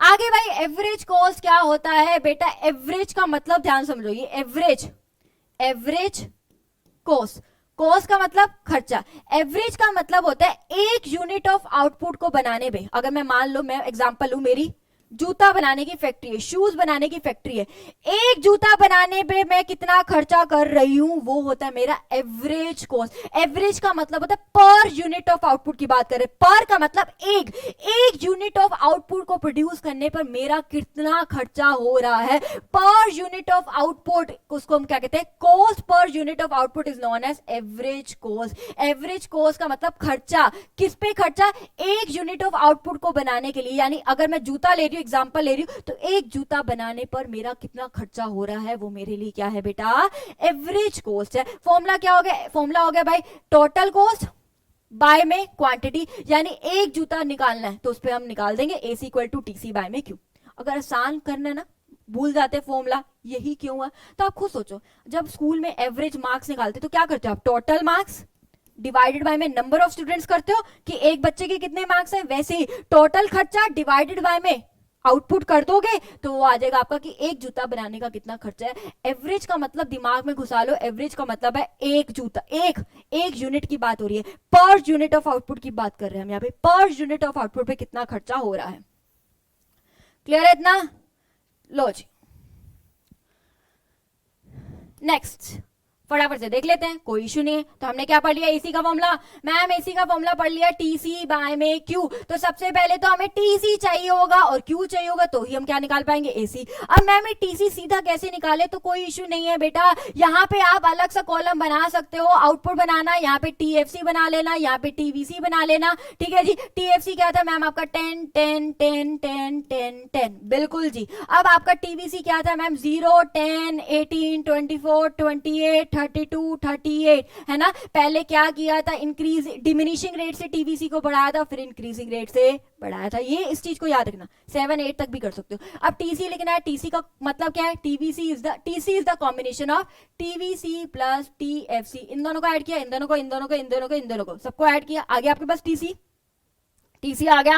अब टीसी आ गया तो एसी निकालना कौन सा मुश्किल है भाई, आप क्या कर देंगे भाई मैम, टीसी बाय में क्यू कर देंगे, टीसी है क्यू है, टीसी है क्यू है, टीसी है क्यू है, टीसी है क्यू है, टीसी है क्यू है, कर दो भाई, सिंपल डिवीजन है, कर देंगे मैम, ये तो बहुत आसान है, ये हो गया हमारा 10 है। तो एक फॉर्मूला समझ आ गया टीसी का, एसी का फॉर्मूला क्या है भाई मैम, टीसी बाय में क्यू, एक ये फॉर्मूला हमने पढ़ लिया। अब बेटा जी एक और फॉर्मूला है एसी का। दूसरा फॉर्मूला है बेटा, जैसे हमने टीसी का पढ़ा था ना, टीसी का एक फॉर्मूला क्या पढ़ा था, टीएफसी प्लस टीवीसी, वैसे ही एसी का एक और फॉर्मूला है एएफसी प्लस एवीसी। याद रख लेना, 2 फॉर्मूले हैं एवीसी के, और लिख रही हूं यानी 2 फॉर्मूले हैं। क्लियर है। अब AFC क्या होता है भाई, AVC क्या होता है मैम, ये तो हमें नहीं पता। AC समझ आ गया। AC का मतलब क्या है, एक यूनिट ऑफ आउटपुट को बनाने में, यानी पर यूनिट ऑफ आउटपुट को बनाने में कितना खर्चा कर रही हूँ, वो तो मुझे समझ आ गया, वो है मेरा EC। भाई AFC क्या है, AVC क्या है, पहले वो समझाओ तो ही हम क्या कर पाएंगे, इसका कॉम्बिनेशन करके फॉर्मूला बना लेंगे। अब देखते हैं भाई आपका AFC क्या होता है भाई। अब आगे मैम AFC, A का मतलब एवरेज, F का मतलब फिक्स, C का मतलब कॉस्ट।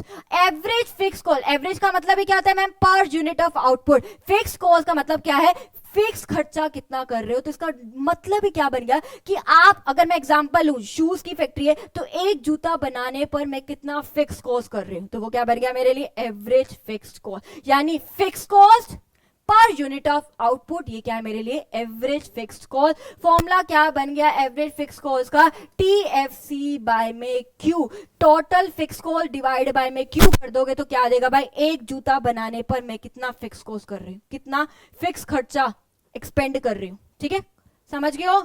चलो जी, तो यही है fix cost per unit of output. Fix cost का मतलब क्या है यहाँ पे, total fix cost, total fix cost per unit of output divide कर दो, हो गया ये फॉर्मूला, अच्छे से समझ आया। लो जी, अब आगे देखते हैं भाई। अब इसकी टेबल देखते हैं, बड़े ध्यान से समझना।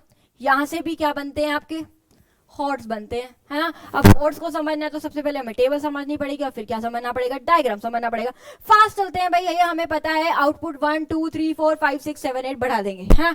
अब TFC हमें पता है हर जगह क्या होती है, 10 ही होती है, क्योंकि हमेशा कह रही थी कांस्टेंट, चाहे मैं प्रोडक्शन करूं चाहे मैं प्रोडक्शन ना करूं, ये तो भाई क्या रहेगी, कांस्टेंट रहेगी। अब AFC का फॉर्मूला क्या बताया था मैम, AFC का फॉर्मूला आपने क्या बताया था, TFC बाय में Q ही तो बताया था। तो करना क्या है, 10 बाय में 1 कर दूं, 10 बाय में 2, 10 बाय में 3, ऐसे ऐसे करके मैं AFC निकाल लूंगी। देख रहे हो, अब मेरा क्या आ गया, AFC आ गया। चलो जी, अब आप कुछ चीजें देखो, जैसे जैसे आप देख रहे हो, जैसे जैसे मेरी प्रोडक्शन बढ़ रही है, आउटपुट बढ़ रहा है, मेरा AFC कम हो रहा है। देख रहे हो, AFC मेरा फॉल हो रहा है।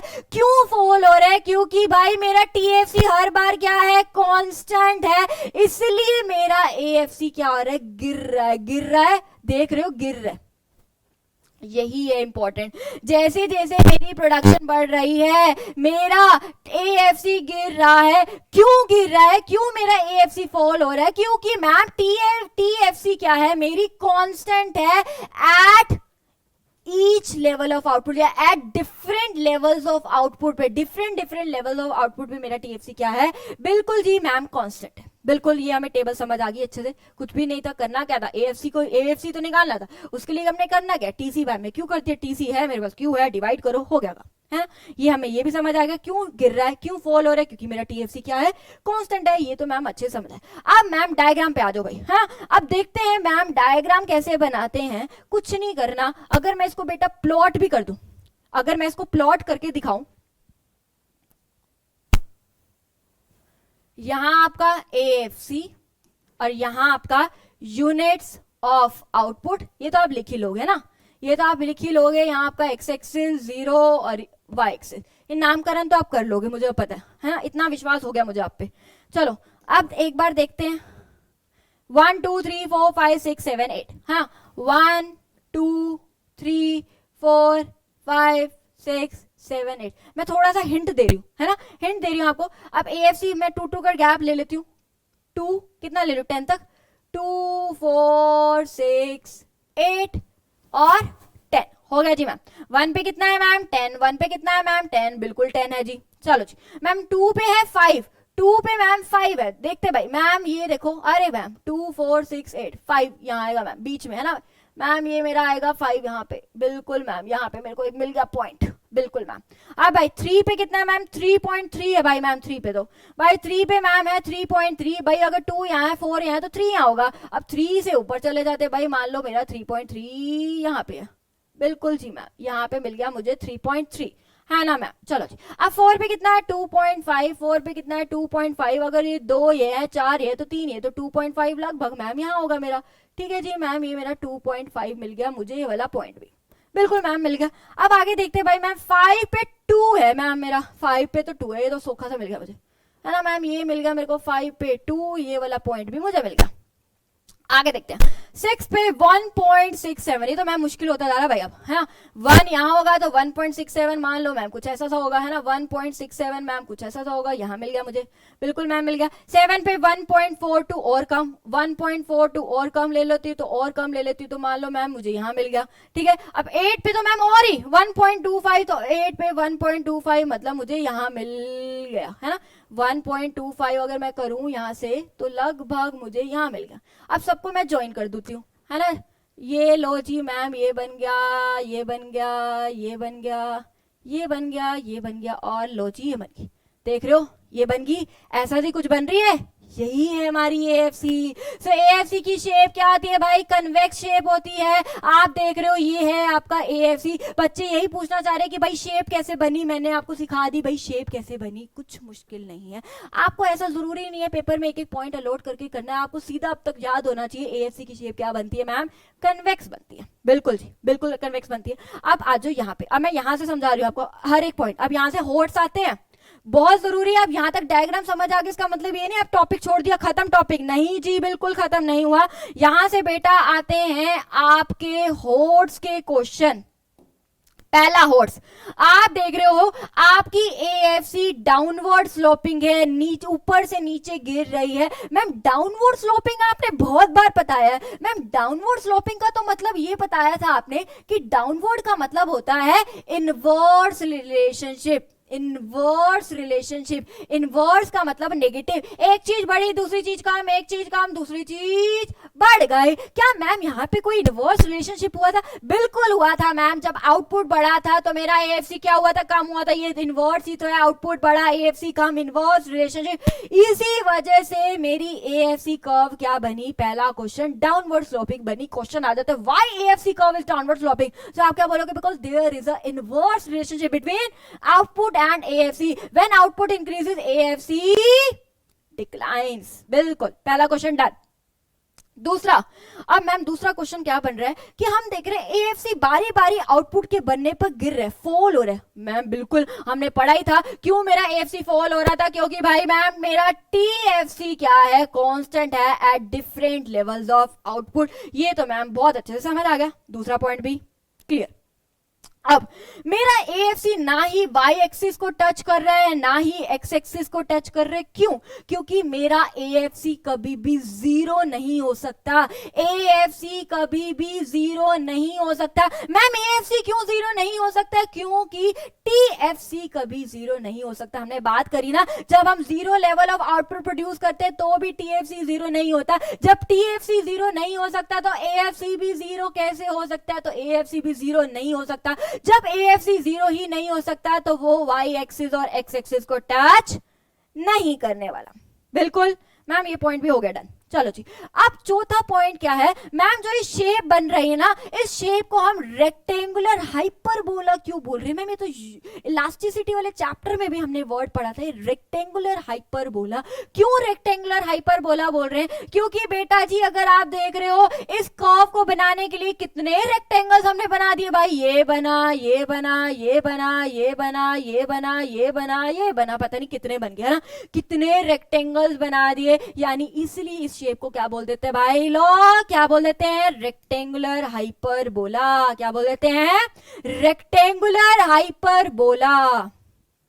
आसान, ये हॉर्स है, समझ आ गया था बनाना कैसे, पर इस पे कैसे क्वेश्चन बनते हैं, ऐसे क्वेश्चन बनते हैं। तो यही मैं आपके लिए क्वेश्चन लेके आई हूं, फटाफट से देखो कैसे क्वेश्चंस आ सकते हैं। पहला इंपॉर्टेंट पॉइंट्स है, जरूर याद रख लेना। पहला है क्यों डाउनवर्ड स्लोपिंग होती है, because of the inverse relationship between output and AFC। यही सब रीड मार लेना जो आपको समझा दिया।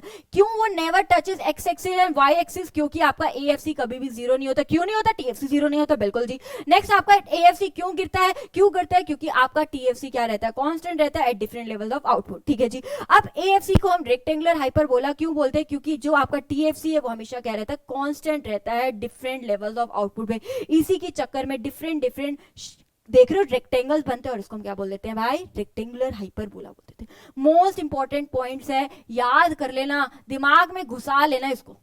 ठीक है जी, स्क्रीनशॉट ले लेना, नोट्स बना लेना। लो जी, अब नेक्स्ट मैम AC पढ़ा दिया आपने, है ना। ये बता दिया एसी के दो कॉम्बिनेशन है, क्या थे मैम, एएफसी था, बिल्कुल था, और दूसरा क्या था मैम, एवीसी था। एसी हमने पढ़ लिया, एएफसी हमने पढ़ लिया, मैम एवीसी क्या है, अब एवीसी आ गया आपका टॉपिक। अब एवरेज वेरिएबल कॉस्ट, एवरेज का मतलब ही क्या था मैम, पर यूनिट ऑफ आउटपुट। एग्जांपल क्या लिया था, जूता बना रही थी, एक जूता बनाने पर मेरा कितना वेरिएबल कॉस्ट है, वेरिएबल कॉस्ट मतलब रॉ मटेरियल ले सकते हैं, यानी एक जूता बनाने पर मैं कितना रॉ मटेरियल पे खर्चा कर रही हूँ, वो क्या मेरे लिए एवरेज वेरिएबल कॉस्ट। यानी वेरिएबल कॉस्ट यानी ये खर्चा पर यूनिट ऑफ आउटपुट, यानी एक यूनिट बनाने पर, एक यूनिट ऑफ आउटपुट बनाने पर आपका कितना खर्चा हो रहा है, that is your average variable cost. Formula क्या है मैम, जैसे एएफसी का फॉर्मूला पढ़ाया था आपने टीएफसी बाय में क्यू, वैसे ही मैम एवीसी का फॉर्मूला हो जाएगा टीवीसी बाय में क्यों हो जाएगा। बहुत सिंपल सा मैम ये तो है ना, यही फॉर्मूला भी, डेफिनेशन में तो यही बनी है, it refers two variable cost per unit of output. बिल्कुल, अब आ जाओ इसका भी टेबल, इसकी भी डायग्राम, बहुत ध्यान से समझना भाई। अब फटाफट से बनाते हैं हम टेबल। टेबल के लिए ऑब्वियसली फॉर्मूला क्या था मैम, फॉर्मूला था हमारा AVC equal to TVC by में क्यू, यानी एवीसी निकालना है तो हमें टीवीसी भी चाहिए और क्यू भी चाहिए, तो हमने क्यू बना दिया फटाफट से, आउटपुट मतलब क्यू 1 2 3 4 5 6 7 8, ये हमें पता है। अब वेरिएबल कॉस्ट कैसे बना रहे हैं मैम, वेरिएबल कॉस्ट तो हमें पता है, पहले हम क्या करेंगे मैम, पहले हम बढ़ाएंगे टीवीसी को डिमिनिशिंग रेट से, फिर बढ़ाएंगे हम टीवीसी को इंक्रीजिंग रेट से। बिल्कुल, अब इतना याद रख लेना, जीरो लेवल ऑफ आउटपुट पे आपका टीवीसी हमेशा क्या रहता है, जीरो रहता है, ये आपको पता होना चाहिए। तो ठीक है, फटाफट से कर दिया हमने, टीवीसी बना दी। अब एवीसी बनाना है, एवीसी का फॉर्मूला मैम टीवीसी बाय में क्यू होता है, तो कोई मुश्किल नहीं है मैम, क्या करना है, डिवाइड ही तो करना है, कर देंगे हम। 10 बाय में 1, 18 बाय में 2, 24 बाय में 3, 28 बाय में 4, ऐसे ऐसे करके मेरे पास क्या आ गया, एवीसी आ गया। यहाँ तक कोई मुश्किल, बहुत आसान था, आपको ये फॉर्मूले से समझ आ गया होगा। अब देखो भाई, आ गया कुछ है ना, ट्विस्ट एंड टर्न, फिर समझते हैं भाई, है ना। तो फटाफट से थोड़ा सा खाली जगह देख लेते हैं भाई, क्योंकि यही समझाएंगे आपको।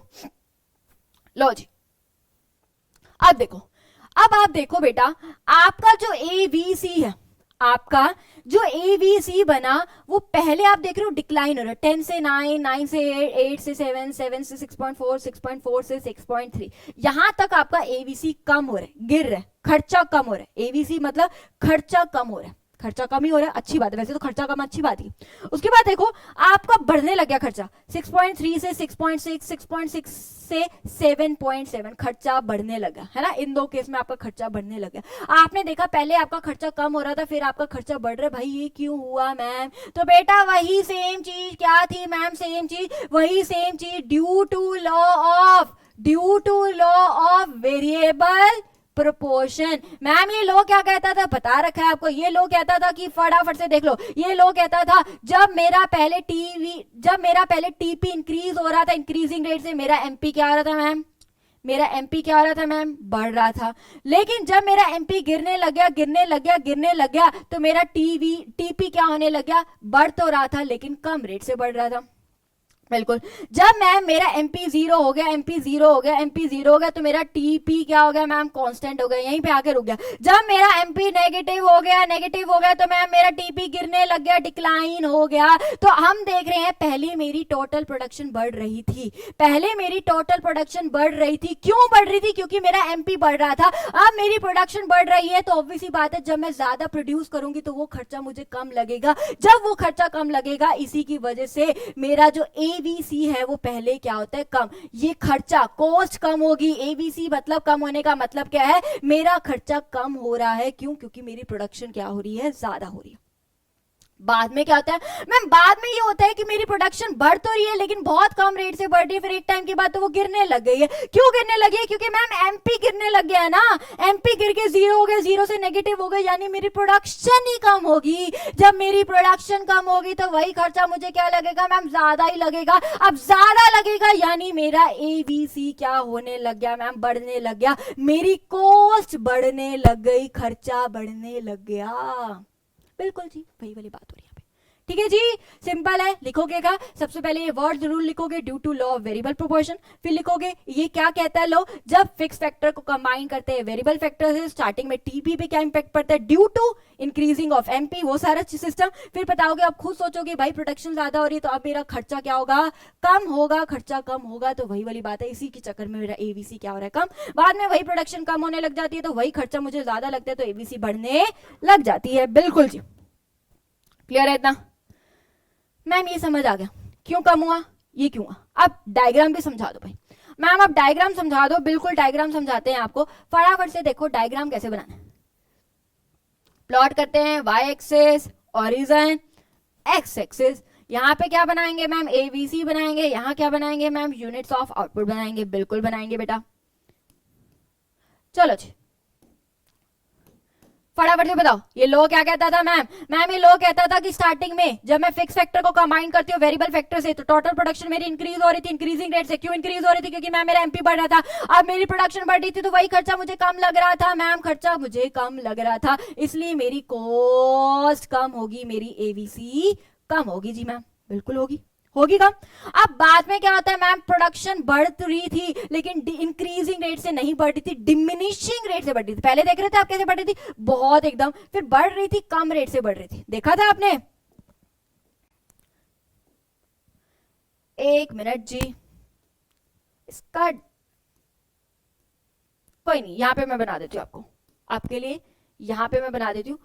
टीपी कैसे बढ़ रहा था पहले मैम, पहले तो वो बढ़ रहा था इंक्रीजिंग रेट से, उसके बाद बढ़ रहा था डिमिनिशिंग रेट से। फिर मेरा टीपी क्या था मैम, बढ़ तो रहा था डिमिनिशिंग रेट से बढ़ रहा था, डिमिनिशिंग रेट से बढ़ रहा था। क्यों बढ़ रहा था, क्योंकि मैम मेरा एमपी गिर रहा था। मैम मेरा एमपी गिर रहा था, फिर एक टाइम के बाद मेरा टीपी गिरने लग गया था। क्यों, मेरा एमपी क्या होने लगे थे, नेगेटिव, यानी मेरी प्रोडक्शन क्या होने लगी थी मैम, कम होने लगी थी। अब मैम प्रोडक्शन कम हो रही थी तो वही मेरा खर्चा क्या होने लग गया था मैम, ज्यादा होने लग गया था, ज्यादा होने लग गया था, ज्यादा होने लग गया था। मैम ये बन गई मेरी एबीसी कर्व, जो शेप क्या आप निकल के आई, यू शेप। क्या निकल के आई मैम, यू शेप निकल के आई। क्वेश्चन आ जाता है why ABC is U shape, तो रीजन क्या लिखोगे, लॉ ऑफ वेरिएबल प्रोपोर्शन। वही सेम एक्सप्लेन करना है, वही सेम चीज आ रही है। फिर लॉ को एक्सप्लेन करोगे, कैसे इंपैक्ट पड़ेगा उसको एक्सप्लेन करोगे बेटा। बहुत इजी है, कुछ नहीं है। पुराना वाला चैप्टर और ये वाला चैप्टर को थोड़ा सा मिक्स करके लिखना है कि लॉ क्या कहता है, जब दोनों फैक्टर्स को मिक्स किया तो टीपी पहले बढ़ रहा था। कैसे बढ़ रहा था, एमपी के बढ़ने की वजह से, इसकी वजह से वही खर्चा मुझे कम लग रहा है तो इसी वजह से मेरा एबीसी कम हो रहा था। और लास्ट में वही खर्चा, प्रोडक्शन कम होगी तो वही खर्चा मुझे ज्यादा लग रहा है तो मेरी एबीसी बढ़ने लगी, खर्चा बढ़ने लगे। और क्या शेप निकल के आ गई, यू शेप निकल के आ गई। बिल्कुल मैम, ये मुझे समझ आ गई। ये आपका डायग्राम यहाँ था, है ना, यहाँ था, ये रह गया था आपका। चलो जी, अब क्वेश्चन है ma'am why ABC is U shape, बता ही दिया, due to law of variable proportion, due to law of variable proportion. ठीक है जी, चलो जी लिख सकते हो। यहां पे कैसे लिखूं, according to this law, according to this law. ठीक है, दोनों फैक्टर्स को कंबाइन कर दो। when fixed factors are combined with variable factors, initially TP increase at increasing rate। ठीक है जी, due to increase of marginal production which leads to cause declining of average variable cost. बन गया एक, इसकी वजह से मेरी कॉस्ट क्या हो जाती है, कम हो जाती है। इसी का दूसरा कर देना, दूसरा पार्ट भी लिख दोगे। कैसे लिख दोगे, जब मेरी टीपी बाद में इंक्रीज हो रही है, डिमिनिशिंग रेट से और डिक्लाइन होना शुरू हो जाती है, किसकी वजह से, क्योंकि भाई मेरा एमपी गिरने लग जाता है मैम, वही उसके बाद मैं लिख दूंगी जिसकी वजह से मेरा जो एबीसी है वो डिक्लाइन की जगह क्या होने लग जाता है, बढ़ने लग जाता है। ओके है, बिल्कुल ओके है मैम, ये तो हमें एकदम समझ आ गया। अब relationship between ABC, AFC, AC. Horse का क्वेश्चन लिख लो भाई, स्टार मार्क। हॉर्स का क्वेश्चन 2 से 3 क्वेश्चन बनते हैं यहां से हॉर्स के, क्लियर है? तो लो जी फटाफट से देखते हैं मैम इससे कैसे हॉर्स के क्वेश्चन बनते हैं। यहां पे हम एक डायग्राम बनाते हैं, यहां से देखते हैं भाई हॉर्स के क्वेश्चन कैसे बनते हैं। ये आपका Y axis, this is your region, this is your X axis, बिल्कुल मैम। यहाँ पे क्या चाहिए मैम, यहाँ पे हमें ए बी सी चाहिए, यहाँ पे हमें ए एफ सी चाहिए, यहाँ पे हमें ए सी चाहिए। यहाँ पे क्या चाहिए मैम, यहाँ पे हमें यूनिट्स ऑफ आउटपुट चाहिए, बिल्कुल चाहिए मैम, यूनिट्स ऑफ आउटपुट चाहिए। मैम फटाफट से अब डायग्राम बनाओ, क्या होता है ये, लो जी अब मैं बनाती हूँ डायग्राम। अब मुझे पता है एएफसी क्या बनती है, एएफसी मेरी कन्वेक्स जैसी शेप बनती है, और एक क्या बनती है, उसको हम क्या बोलते हैं भाई, rectangular hyperbola, rectangular hyperbola. ABC ma'am हमने बना ली, एबीसी जो शेप्ड है मेरी लगभग ऐसे बनती है ना, यू शेप सी बनती है एबीसी। अब बेटा एसी शेप कैसी बनेगी, अब हमें पता है भाई AC is the combination of A F C and A B C. जब वो इन दोनों का ही कॉम्बिनेशन, अगर मैं कहूं ए एफ सी मेरा 10 है, ए बी सी भी मेरा 10 है, तो मेरा एसी कितना आ गया 20, तो वो हमेशा उन दोनों के क्या बनेगी, अबव बनेगी। बिल्कुल जी मैम, इन दोनों के सेम ए बी सी जैसी शेप ही बनेगी, लेकिन उसके ऊपर जाके बनेगी। लो जी मैम ये बन गया हमारा ए बी सी। अब धीरे धीरे एक चीज ध्यान देना, ये ए बी सी के बिल्कुल क्लोजर आता जा रहा है, बिल्कुल क्लोजर, सीधी लाइन लगाना, बिल्कुल एबीसी के क्लोजर आता जा रहा है, लेकिन आपका एसी कभी भी एबीसी को टच नहीं करेगा बेटा, याद रख लेना, आपका एसी कभी भी एबीसी को टच नहीं करेगा, सिर्फ क्लोजर आ रहा है। क्यों टच नहीं करेगा, क्योंकि बेटा AC is the combination of ABC plus AFC. ABC can be zero but AFC can not be zero. क्यों एएफसी जीरो नहीं हो सकता, क्योंकि टीएफसी जीरो नहीं होता। क्यों एबीसी जीरो हो सकता है, क्योंकि टीवीसी जीरो हो सकता है। इसलिए क्या एसी जीरो हो सकता है, बिल्कुल नहीं हो सकता। जब एसी जीरो ही नहीं हो सकता, एबीसी जीरो हो सकता है, तो इसलिए वो कभी भी एक दूसरे को टच नहीं करते। टच करने का मतलब है दोनों इक्वल आगे, लेकिन कभी भी एसी और एबीसी इक्वल नहीं हो सकते।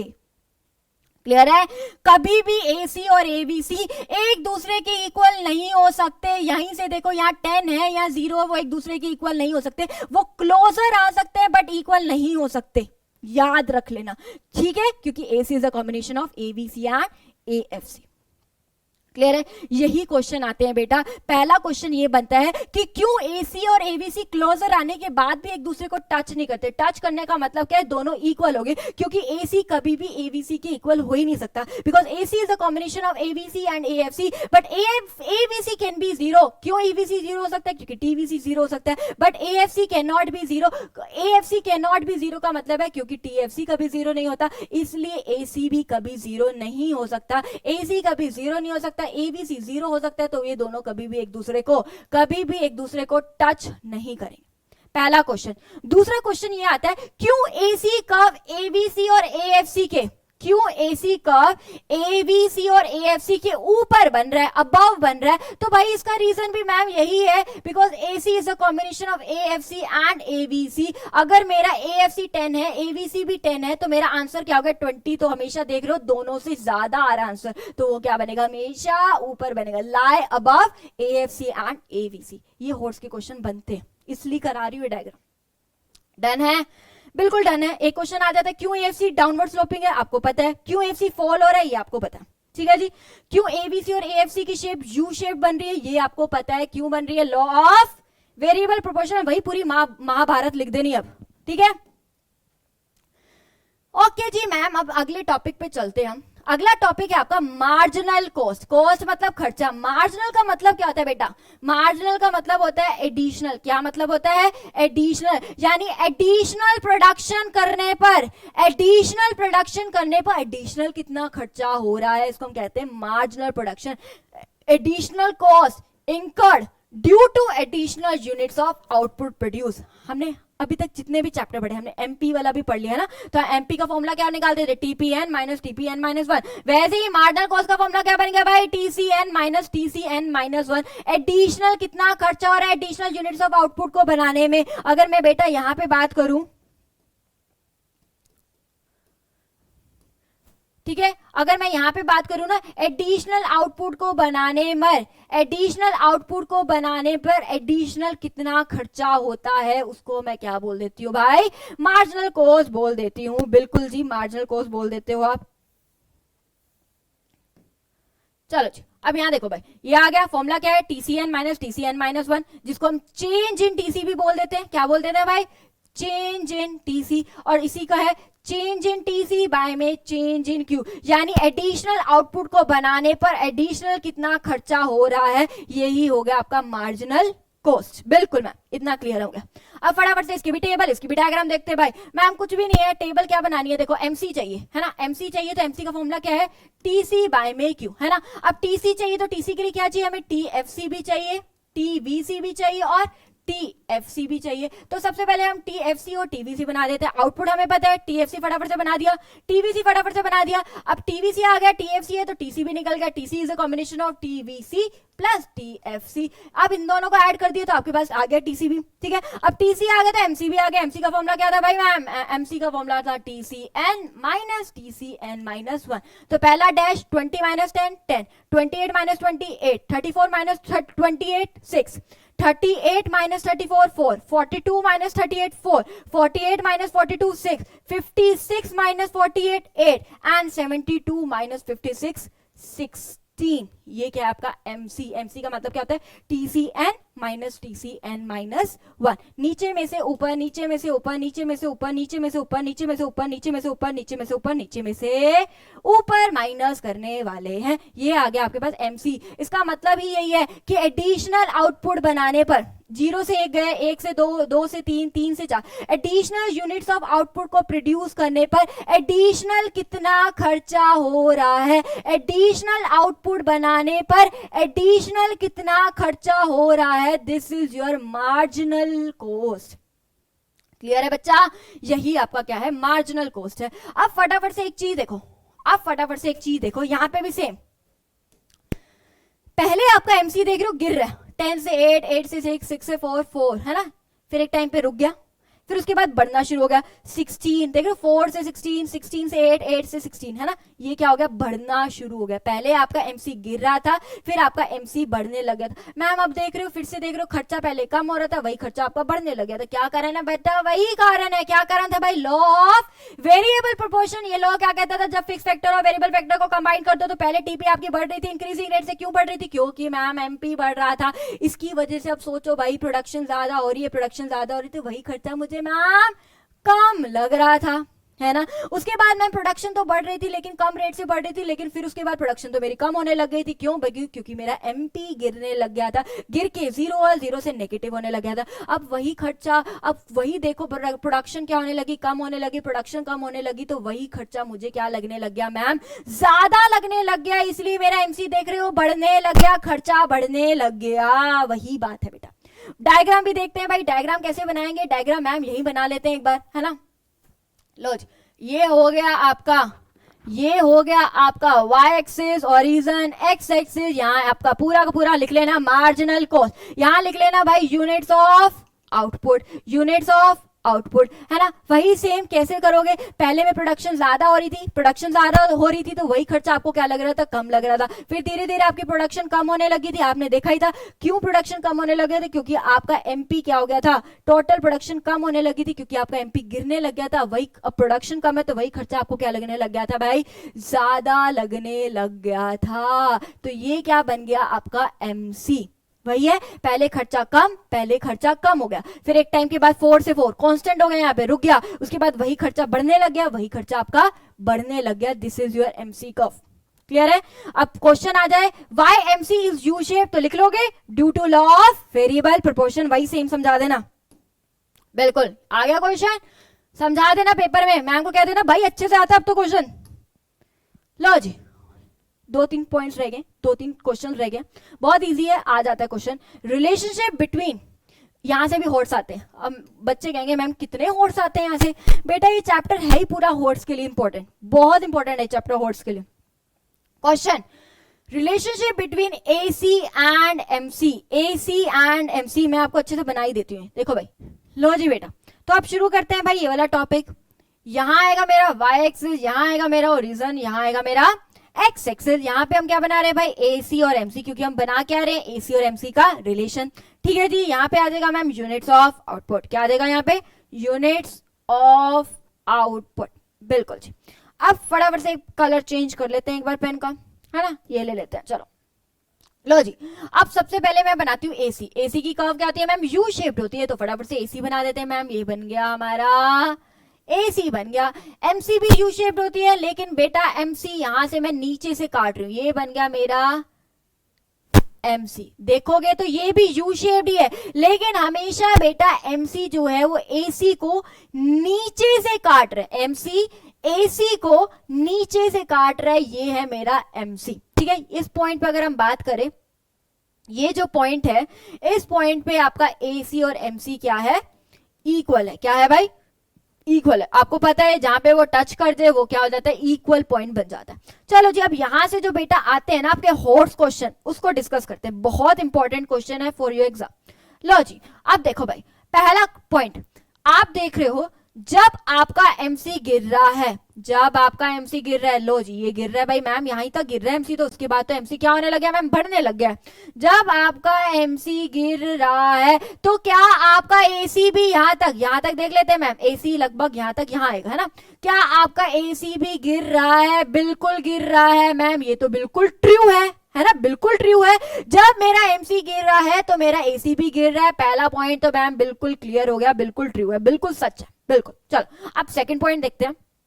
सेकंड पॉइंट देखो, जब मैं कलर चेंज कर देती हूं, कौन सा लूं? ये ले लेते हैं। जब अब देखो, जब मेरा एसी गिर रहा है, एसी कहां तक गिर रहा है मैम? ये रहा एसी, ये रही एसी गिर रहा है मैम यहां तक, एसी मेरा यहां तक गिर रहा है, उसके बाद वो बढ़ना शुरू हो गया, है ना? एसी मेरा यहां तक गिर रहा है, उसके बाद वो बढ़ना शुरू हो गया, यानी एसी का मिनिमम पॉइंट कहां पे है? यहां तक है। मिनिमम पॉइंट का मतलब है कि मतलब इतना ही गिर रहा है, उसके बाद वो क्या शुरू हो गया? बढ़ना शुरू हो गया। अब देखो, जब आपका एसी गिर रहा है तो यहां तक क्या आपका एमसी भी गिर रहा है? नहीं मैम, एमसी तो मेरा सिर्फ यहीं तक गिर रहा है, उसके बाद तो मेरा एमसी बढ़ना शुरू हो गया, उसके बाद तो मेरा एमसी बढ़ना शुरू हो गया। ये तो फॉल्स है, क्योंकि एमसी अचीव्स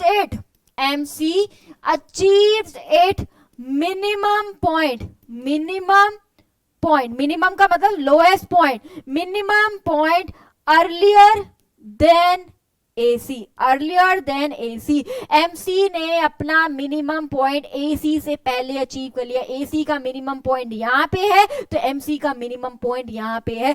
एसी यहां तक गिरा है, एमसी सिर्फ यहीं तक गिरा है। MC achieves its minimum point earlier than AC. बिल्कुल ठीक है, आगे देखते हैं भाई, आगे ले लेते हैं ये वाला। चलो अब देखो, जब हमारा मैम एसी बढ़ रहा था, जब एसी बढ़ रहा था मैम, ये बढ़ रहा है एसी, जब मैम एसी बढ़ रहा था, क्या इस यहां से क्या मेरा एमसी भी बढ़ रहा है? मैम बिल्कुल बढ़ रहा है। देखो भाई मैम, एमसी बढ़ी तो रहा है, ट्रू है बिल्कुल। जब AC is increasing, MC is also increasing, बिल्कुल ट्रू है। आगे देखो मैम, अब देखो मैम, जब हमारा एमसी बढ़ रहा है, एमसी कहां से बढ़ रहा है मैम? एमसी तो यहां से बढ़ रहा है। जब मैम हमारा एमसी बढ़ रहा है, ये वाला एमसी बढ़ रहा है यहां से, क्या मैम यहां से मेरा एसी भी बढ़ रहा? नहीं मैम, एसी तो गिर रहा है अभी तक।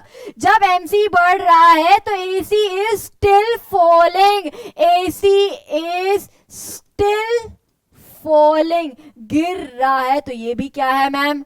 फॉल्स है। ये बने इसके चार रिलेशनशिप। क्या बने फटाफट से देखो भाई, पहला रिलेशन क्या बना मैम? पहला रिलेशन ये बना कि मैम जब हमारा एमसी गिर रहा है तो एसी गिर रहा है, पहला पॉइंट। दूसरा पॉइंट मैम, जब एसी गिर रहा है तो MC achieves its minimum point earlier than AC. तीसरा पॉइंट मैम, जब एसी बढ़ रहा था तो एमसी भी बढ़ रहा है, तीसरा पॉइंट। चौथा पॉइंट मैम, जब एमसी बढ़ रहा है तो एसी इज स्टिल फॉलिंग, गिर रहा है। डन है, 4 पॉइंट्स क्लियर हो गए। बहुत इंपॉर्टेंट है, हॉर्स के क्वेश्चन आ जाते हैं इसमें से घूम फिर आगे। चलो जी, अब आगे है relationship between TC and MC. TC और एमसी का रिलेशन देखते हैं भाई फटाफट से। टीसी आपको पता ही है कैसे बनती है। टीसी कैसे बनती है मैम? टीसी नॉर्मली एक तो ओरिजिन से शुरू नहीं होती, आपको पता है, because it is a combination of TVC and TFC. TFC कभी जीरो नहीं होती, तो टीसी भी कभी जीरो नहीं होती, और हमेशा इनवर्स एस की शेप बनती है। आपको पता है क्यों बनती है, ये भी आपको पता है। पहले टीसी इंक्रीज होती है डिमिनिशिंग रेट से, फिर टीसी इंक्रीज हो जाती है इंक्रीजिंग रेट से, because of law of variable proportion. MC की शेप जो होती है मैम यू शेप्ड होती है, because of law of variable proportion. Same, ये आ गई आपकी टीसी। अब इसका रिलेशन देखो, रिलेशन देखो, पहले केस में जब आपका MC गिर रहा है तो TC इंक्रीज तो हो रही है लेकिन डिमिनिशिंग रेट से हो रही है। जब MC बढ़ रहा है TC भी इंक्रीज हो रहा है इंक्रीजिंग रेट से।